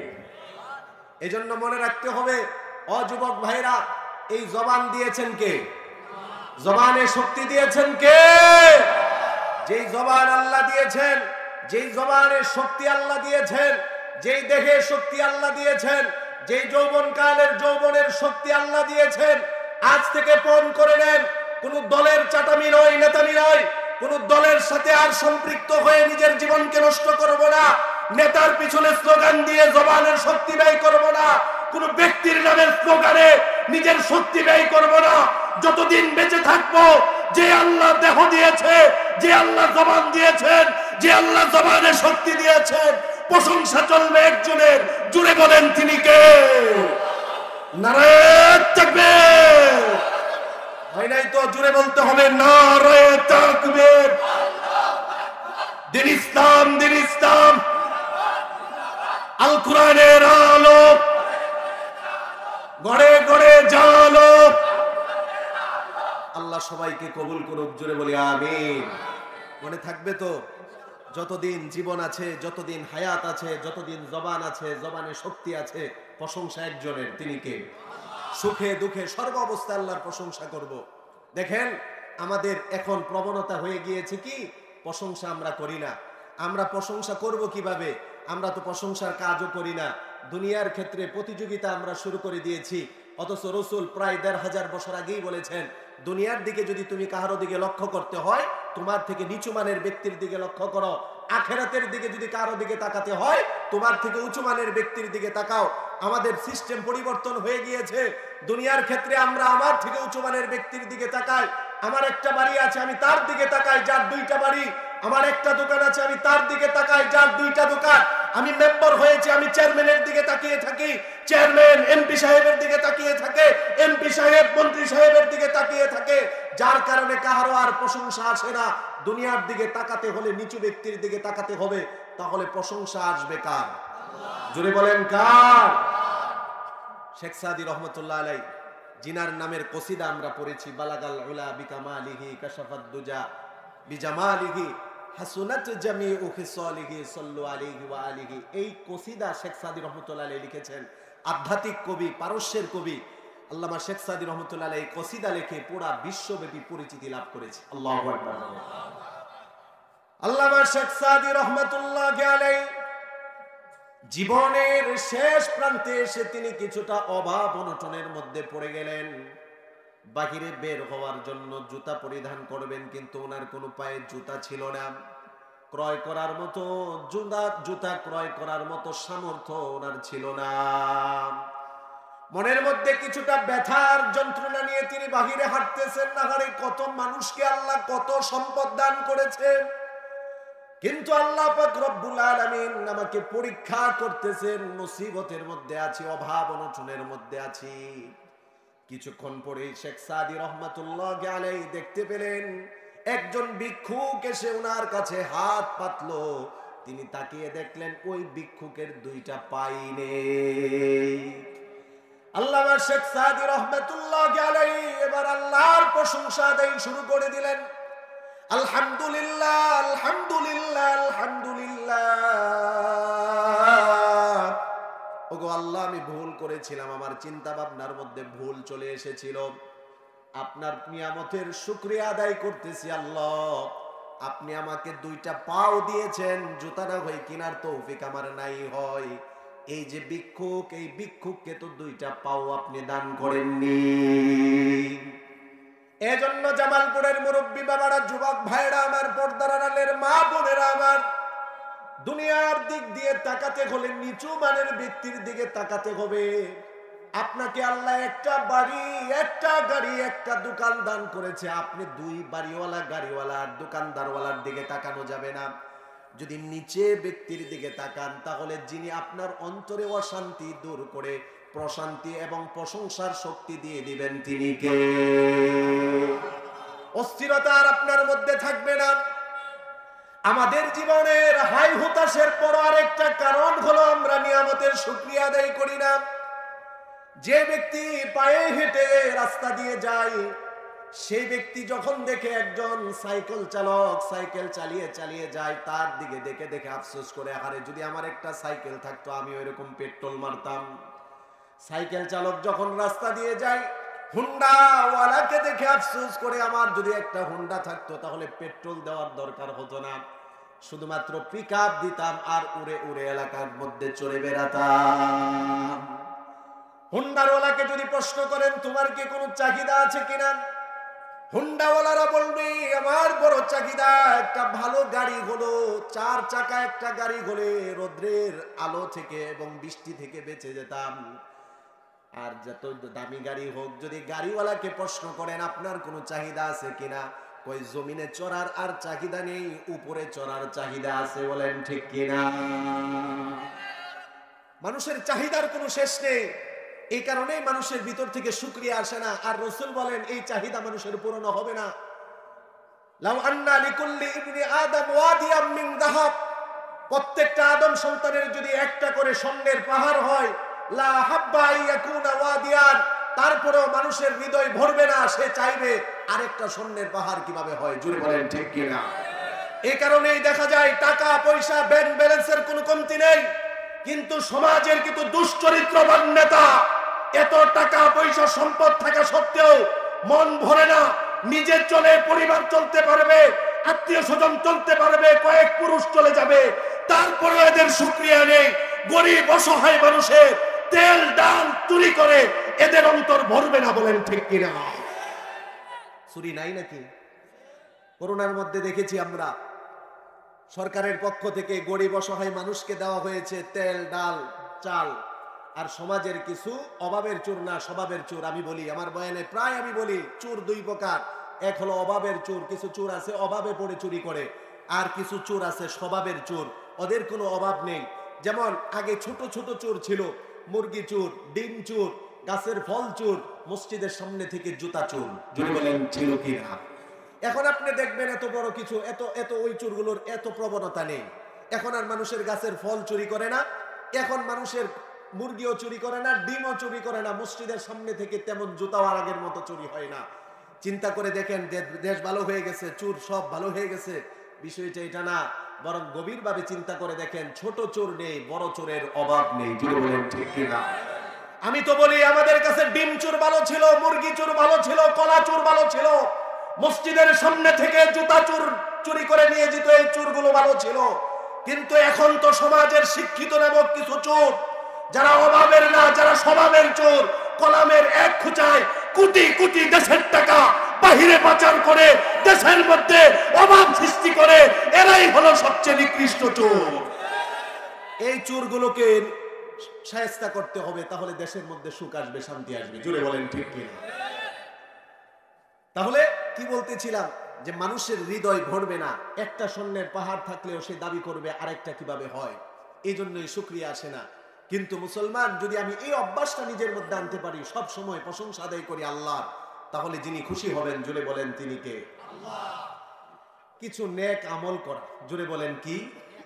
কিছু নেক আমল করা আমার অভ্যাস, আমার এটা নিয়ম, আমার উস্তাদদের পরামর্শ। তুমি যেখানেই যাও বাবা, মাহফিলের শেষে গুরুত্বপূর্ণ কিছু আমল মুরব্বী বাবাদের জন্য, যুবক ভাইদের জন্য, এলাকাবাসীর জন্য দিয়ে আসবা, যাতে করে কোরআন হাদিসের কথাগুলো শুনে তাদের দিলটা নরম হয়, আর এই আমলগুলো যেন তারা জীবন ভর করতে পারে। আমি এগুলো করে দেখেছি, এই আমলের কথাগুলো পেয়ে অনেকে আলহামদুলিল্লাহ খুশি। ভোলা বরিশাল সেই বুরহানুদ্দিন গিয়েছিলাম, একটা আমলের কথা বলেছিলাম, যে আমলের কথা বলার পরে একজন মুরব্বী রাস্তা দিয়ে যাচ্ছে আর মাহফিলের শেষে বলতেছে, জীবনে যতদিন বেঁচে থাকি এই আমল করে যাব, যতদিন বাঁচবো এই আমল ছাড়বো না, জোরে বলেন আল্লাহু আকবার। আজকেও আমার মন চাচ্ছে সেই একটা আমলের কথা আমি আপনাদের সামনে বলে যাই। কোরআনে কারীমের 114টা সূরা সমূহের মধ্যে ছোট্ট সূরাগুলোর মধ্যে একটা সূরা হলো সূরাতুল ইখলাস। সবাই আপনারা এই সূরাটা পারেন তো? বাবাজি তুমি এই সূরাটা পারো? সূরা ইখলাস পারো? আসো তো একটু, তুমি আসো, সবাইকে একটু দেখাবো, আসো তাড়াতাড়ি আসো বাবা। আপনার কি হয়? মাশাআল্লাহ, আসো বাবা, আসো, উপরে আসো, উপরে আসো। আমি আপনাদেরকে এই ছোট্ট বাচ্চার জবানে এই সূরাটা শোনাবো, কেন? যাতে করে আপনারা বুঝতে পারেন। মাইকটা কোথায়? এটা দেন। আচ্ছা আচ্ছা, মাশাআল্লাহ, আচ্ছা আচ্ছা, আল্লাহ কবুল করুক, যুগশ্রেষ্ঠ আলেম হিসেবে কবুল করুক। আউযু বিল্লাহ, বিসমিল্লাহ সহ সূরা ইখলাসটা পড়ো। হ্যাঁ, কুল হুয়াল্লাহু আহাদ। সবাই মনোযোগ সহকারে শুনেন। আসসালামু আলাইকুম ওয়া রাহমাতুল্লাহি ওয়া বারাকাতুহু। আউযু বিল্লাহি মিনাশ শাইতানির রাজীম। বিসমিল্লাহির রাহমানির রাহিম। কুল হুয়াল্লাহু আহাদ, আল্লাহুস সামাদ, লাম ইয়ালিদ يكن له كفوا أحد মাশাআল্লাহ, সকলে বলি মাশাআল্লাহ। আল্লাহ তাআলা এই ছেলে সহ অত্র এলাকায় যত ছাত্র মাদ্রাসায় পড়ালেখা করে আল্লাহ তাআলা সবাইকে যুগশ্রেষ্ঠ আলেম হিসেবে কবুল করে নিন এবং স্কুল কলেজ ভার্সিটিতে যে সমস্ত ভাইরা আমাদের মঞ্জিলে মাকসাদে পৌঁছার তৌফিক দান করে দেন। এই যে একটা সূরা, কোরআনের ছোট্ট একটা সূরা, যেহেতু এই ছোট্ট বাচ্চা আমাদেরকে শুনিয়েছে, তার মানে আমরা এখানে যারা আছি সবাই পারি না? মুরব্বী বাবারা আপনারা পারেন না? এই পিছনের যুবক ভাই আপনারা পারেন না? কত গান কত গল্প আমাদের মুখস্থ আছে। কোরআনের এই ছোট্ট সূরাগুলো আমাদের মুখস্থ রাখা দরকার আছে কি নাই? এই সূরাগুলো আমরা মুখস্থ রাখবো এবং এই সূরাগুলোর কিছু আমল আছে। তাফসীর ইবনে কাসিরের মধ্যে আল্লামা ইবনে কাসির রহমাতুল্লাহি আলাইহি এবং তাফসীরে কাবীরের মধ্যে আল্লামা ইমাম ফখরুদ্দিন রাজি রহমাতুল্লাহ আলাইহি এই সূরাটার অনেকগুলো ফজিলতের কথা উল্লেখ করেছেন। এক নাম্বার ফজিলত হলো এই যে সূরাটা ছোট্ট বাচ্চা আমাদেরকে একবার শোনালো, সে পড়লো, আমরা শুনলাম, প্রত্যেকের আমলনামায় 10 পারা কোরআন তেলাওয়াতের সওয়াব আল্লাহ দিয়ে দিয়েছেন। এবার মনোযোগ সহকারে যুবক ভাইরা মুরব্বী বাবারা আমার শুনেন। বুখারীর বর্ণনা, আল্লাহর নবী বলেন, আয়াজাজু আহাদুকুম মাইয়া ক্বরা সুলুসাল কুরআনি ফি কুল্লি লাইলা। সাহাবায়ে কেরামকে নবীজি একবার বললেন, তোমাদের মধ্যে কেউ কি আছো প্রত্যেক রাত্রিতে কোরআনের 3 ভাগের 1 ভাগ পড়ে ঘুমাতে যাবে? ফাশাক্কা যালিকা আলাইহিম আসহাবুহু। নবীর সাহাবীদের কাছে বিষয়টা বড় কঠিন মনে হয়ে গেল। নবীর সাহাবীরা বলতে লাগলো, ইয়া রাসূলুল্লাহ, এটা তো বড় কঠিন জিনিস, প্রত্যেক রাত্রিতে ঘুমাতে যাওয়ার আগে 3 ভাগের 1 ভাগ পড়ে ঘুমাতে যাওয়া। আল্লাহর নবী এবার বলেন, আল্লাহুল ওয়াহিদুস সামাদ সুলুসুল কুরআন। কোরআনের একটা সূরা আছে, সেই সূরাটা হলো কোরআনের 3 ভাগের 1 ভাগ। একবার তেলাওয়াত করলে 10 পারা, 2 বার তেলাওয়াত করলে 20 পারা, 3 বার তেলাওয়াত করলে পুরা কোরআন তেলাওয়াতের সওয়াব আল্লাহ দিয়ে দেন। জন্য বলেন প্রতিদিন সর্বনিম্ন 3 বার তো করতে পারবো ইনশাআল্লাহ। 3 বার যদি দৈনন্দিন করি রাত্রিবেলা ঘুমাতে যাওয়ার আগে। কত যুবক ভাইদের তো আমাদের অভ্যাস, ঘুম ধরে না যতক্ষণ পর্যন্ত মোবাইলটা না নিব হাতে। যাদের মোবাইল নাই তাদের ততক্ষণ পর্যন্ত ঘুম আসে না যতক্ষণ টিভির রিমোটটা হাতে না নেয়। আমি মনে হয় অন্য জগৎ থেকে কথা বলতেছি নাকি? সমাজের বাস্তবতা আছে তো। যুবক ভাইরা ঘুমাতে গেলে আগে মোবাইল খুঁজে, ফেসবুক, সোশ্যাল মিডিয়ার মধ্যে, ইউটিউবের মধ্যে, মেসেঞ্জারের মধ্যে। এজন্য বলবো যুবক ভাইরা প্রত্যেক রাত্রিতে ঘুমাতে যাওয়ার আগে অত্যন্ত 3 বার হলেও যদি এই সূরাটা তেলাওয়াত করে ঘুমাতে পারি, রাসূল বলেন, বুখারীর বর্ণনা, আল্লাহ পাক রব্বুল আলামিন তার আমলনামায় পুরা কোরআন শরীফ তেলাওয়াতের সওয়াব দিয়ে দিবেন। দ্বিতীয় নাম্বার ফাজাইল শুনেন, খুব সংক্ষিপ্ত আকারে বলছি। আল্লাহর নবী বলেন, মান ক্বরা কুল হুয়াল্লাহু আহাদ হাত্তা ইয়াখতিমাহা 10 মাররাত। আল্লাহর যে বান্দা বান্দি কুল হুয়াল্লাহু আহাদ সূরাটা প্রতিদিন 10 বার পড়বে, জুড়ে বলেন কতবার? 10 বার পড়বে। আল্লাহর রাসূল বলেন, বানাল্লাহু লাহু কসরান ফিল জান্নাহ। আল্লাহ তাআলা ওই বান্দা বান্দির জন্য জান্নাতে একটা প্রাসাদ বানিয়ে দিবেন। ওমান ক্বরাহা 20 মাররা বানাল্লাহু লাহু কসরাইনি ফিল জান্নাহ। নবীজি বলেন, আল্লাহর যে বান্দা বান্দি প্রতিদিন 20 বার পড়বে, আল্লাহ পাক রব্বুল আলামিন তার জন্য 2টি প্রাসাদ বানাবেন। ওমান ক্বরাহা 30 মাররা বানাল্লাহু লাহু সালাসাতা কুসুরিন ফিল জান্নাহ। আল্লাহর যে বান্দা বান্দি প্রতিদিন 30 বার পড়বে সূরা ইখলাস, আল্লাহ তাআলা তার জন্য জান্নাতে 3টা প্রাসাদ বানিয়ে দিবেন। জান্নাতের প্রাসাদ বানাবেন, ঘর না। কেননা রাসূল হাদিসের মধ্যে কসরুন শব্দ বলেছেন। কসরুন শব্দের অর্থ হলো প্রাসাদ। সভাপতি সাহেব আছে, জিজ্ঞাসা করেন, বাইতুন শব্দ বলে নাই। বাইতুন অর্থ ঘর, কসরুন অর্থ প্রাসাদ। তার মানে ঘর বড় না প্রাসাদ বড়? জোরে কোন না, ঘর বড় না প্রাসাদ বড়? আল্লাহ আপনার জন্য 10 বার যদি পড়েন, 10 বার ইখলাসের সাথে সূরা ইখলাস, জান্নাতে আল্লাহ প্রাসাদ বানাবেন। সুবহান। আর জান্নাতের ঘরবাড়িগুলো, প্রাসাদগুলো কেমন হবে? আল্লাহর নবীর হাদিস। আবু হুরায়রা প্রশ্ন করে, আল জান্নাতু মা বিনাউহা ইয়া রাসূলুল্লাহ। ওগো নবীজি, জান্নাত আল্লাহ কি দিয়ে বানিয়েছেন? রাসূল প্রশ্নের উত্তরে বলেন, লাবিনাতুম মিন ফিদ্দা ওয়া লাবিনাতুম মিন যাহাব। জান্নাত যে আল্লাহ বানিয়েছেন, একটা ইট হলো স্বর্ণের, আরেকটা ইট হলো রূপার। পারবেন জীবনভর চেষ্টা করে উপার্জন করে এমন একটা ঘর বানাতে? আমরা পারবো না, আমাদের নেতারা হয়তো পারতে পারে। হ্যাঁ, কোটি কোটি টাকা যদি আত্মসাৎ করে, তারপরেও কি এরকম একটা বাড়ি ঘর বানানো সম্ভব? কিন্তু যদি এগুলো বাদ দিয়ে 10 বার যদি সূরা ইখলাস পড়ে, আল্লাহ তার জন্য এমন স্বর্ণ রূপার ইট দিয়ে তৈরি প্রাসাদ বানিয়ে দিবে। অনেকে হাসে, হুজুর খালি কোথায় কোথায় ওদিকে যায় কে? তারা এগুলো করে কে? আমরা এই জন্যই তো যাই। এগুলো না করলে তো আমরা যাইতাম না। উদাহরণস্বরূপ এই তো মাশাআল্লাহ। তৃতীয় নম্বর ফজিলত হলো, আল্লাহর নবী বলেন, তিরমিজির বর্ণনা, মান করা কুল হুয়াল্লাহু আহাদ মিআতাই মাররা, আল্লাহর যে বান্দা বান্দি কুল হুয়াল্লাহু আহাদ সূরাটা প্রতিদিন 200 বার যদি তেলাওয়াত করতে পারে, মুহয়ান হুজুনুবু 50 সানা ইল্লা আইয়াকুনা আলাইহি দাইনুন, তার জীবনের 50 বছরের গুনাহ আল্লাহ মাফ করে দিবে। 50 বছর কি আমরা কেউ গুনাহ করি লাগাতার? আল্লাহ তাআলা 50 বছরের জীবনের গুনাহ মাফ করে দিবে। কবিরা গুনার জন্য তওবা শর্ত, এর মানে আল্লাহ তাআলা তাকে নিষ্পাপ বানিয়ে দিবে। সুবহানাল্লাহ। কয়টা গেল? 3টা। 4 নাম্বার সূরা ইখলাসের ফজিলত হলো, আমরা তো সবাই মৃত্যুবরণ করব। কেউ কি এখানে আছেন যে হুজুর আমি কোনোদিন মরতাম না? এমন কি কেউ আছি? সবাই আমরা মৃত্যুবরণ করব। আমাদের মৃত্যুর পরে যদি আমরা সূরা ইখলাসের আমলটা বেশি বেশি করতে পারি, আমাদের জানাজায় আসমান থেকে রহমতের 70,000 ফেরেশতা আল্লাহ পাঠিয়ে দিবে। 70,000 রহমতের ফেরেশতা আল্লাহ পাঠিয়ে দিবে। নবীজির সাহাবী হযরত আনাস ইবনে মালিক রাদিয়াল্লাহু তাআলা আনহু থেকে বর্ণিত হাদিস, তিনি বলেন, বিশ্বনবী রাহমাতুল লিল আলামিন তাবুকের প্রান্তরে ছিলেন। তাবুক হলো মদিনা থেকে প্রায় 800, 850, 900 কিলোমিটার দূরে। আল্লাহর নবী 30,000 সাহাবায়ে কেরামকে নিয়ে তাবুকের প্রান্তরে গেলেন। এমন সময় মদিনার মধ্যে রাসূলুল্লাহর একজন সাহাবী, নাম হলো মুআবিয়া বিন মুআবিয়া, তিনি ইন্তেকাল করেছেন। জিবরাইল আলাইহিস সালাতু ওয়াস সালাম নবীজির কাছে গিয়ে বললেন, ইয়া রাসূলুল্লাহ, ওগো নবীজি, মদিনার মধ্যে আপনার একজন সাহাবী ইন্তেকাল করেছে, হাল তুসাল্লি আলাই, আপনি কি তার জানাজার নামাজ পড়বেন?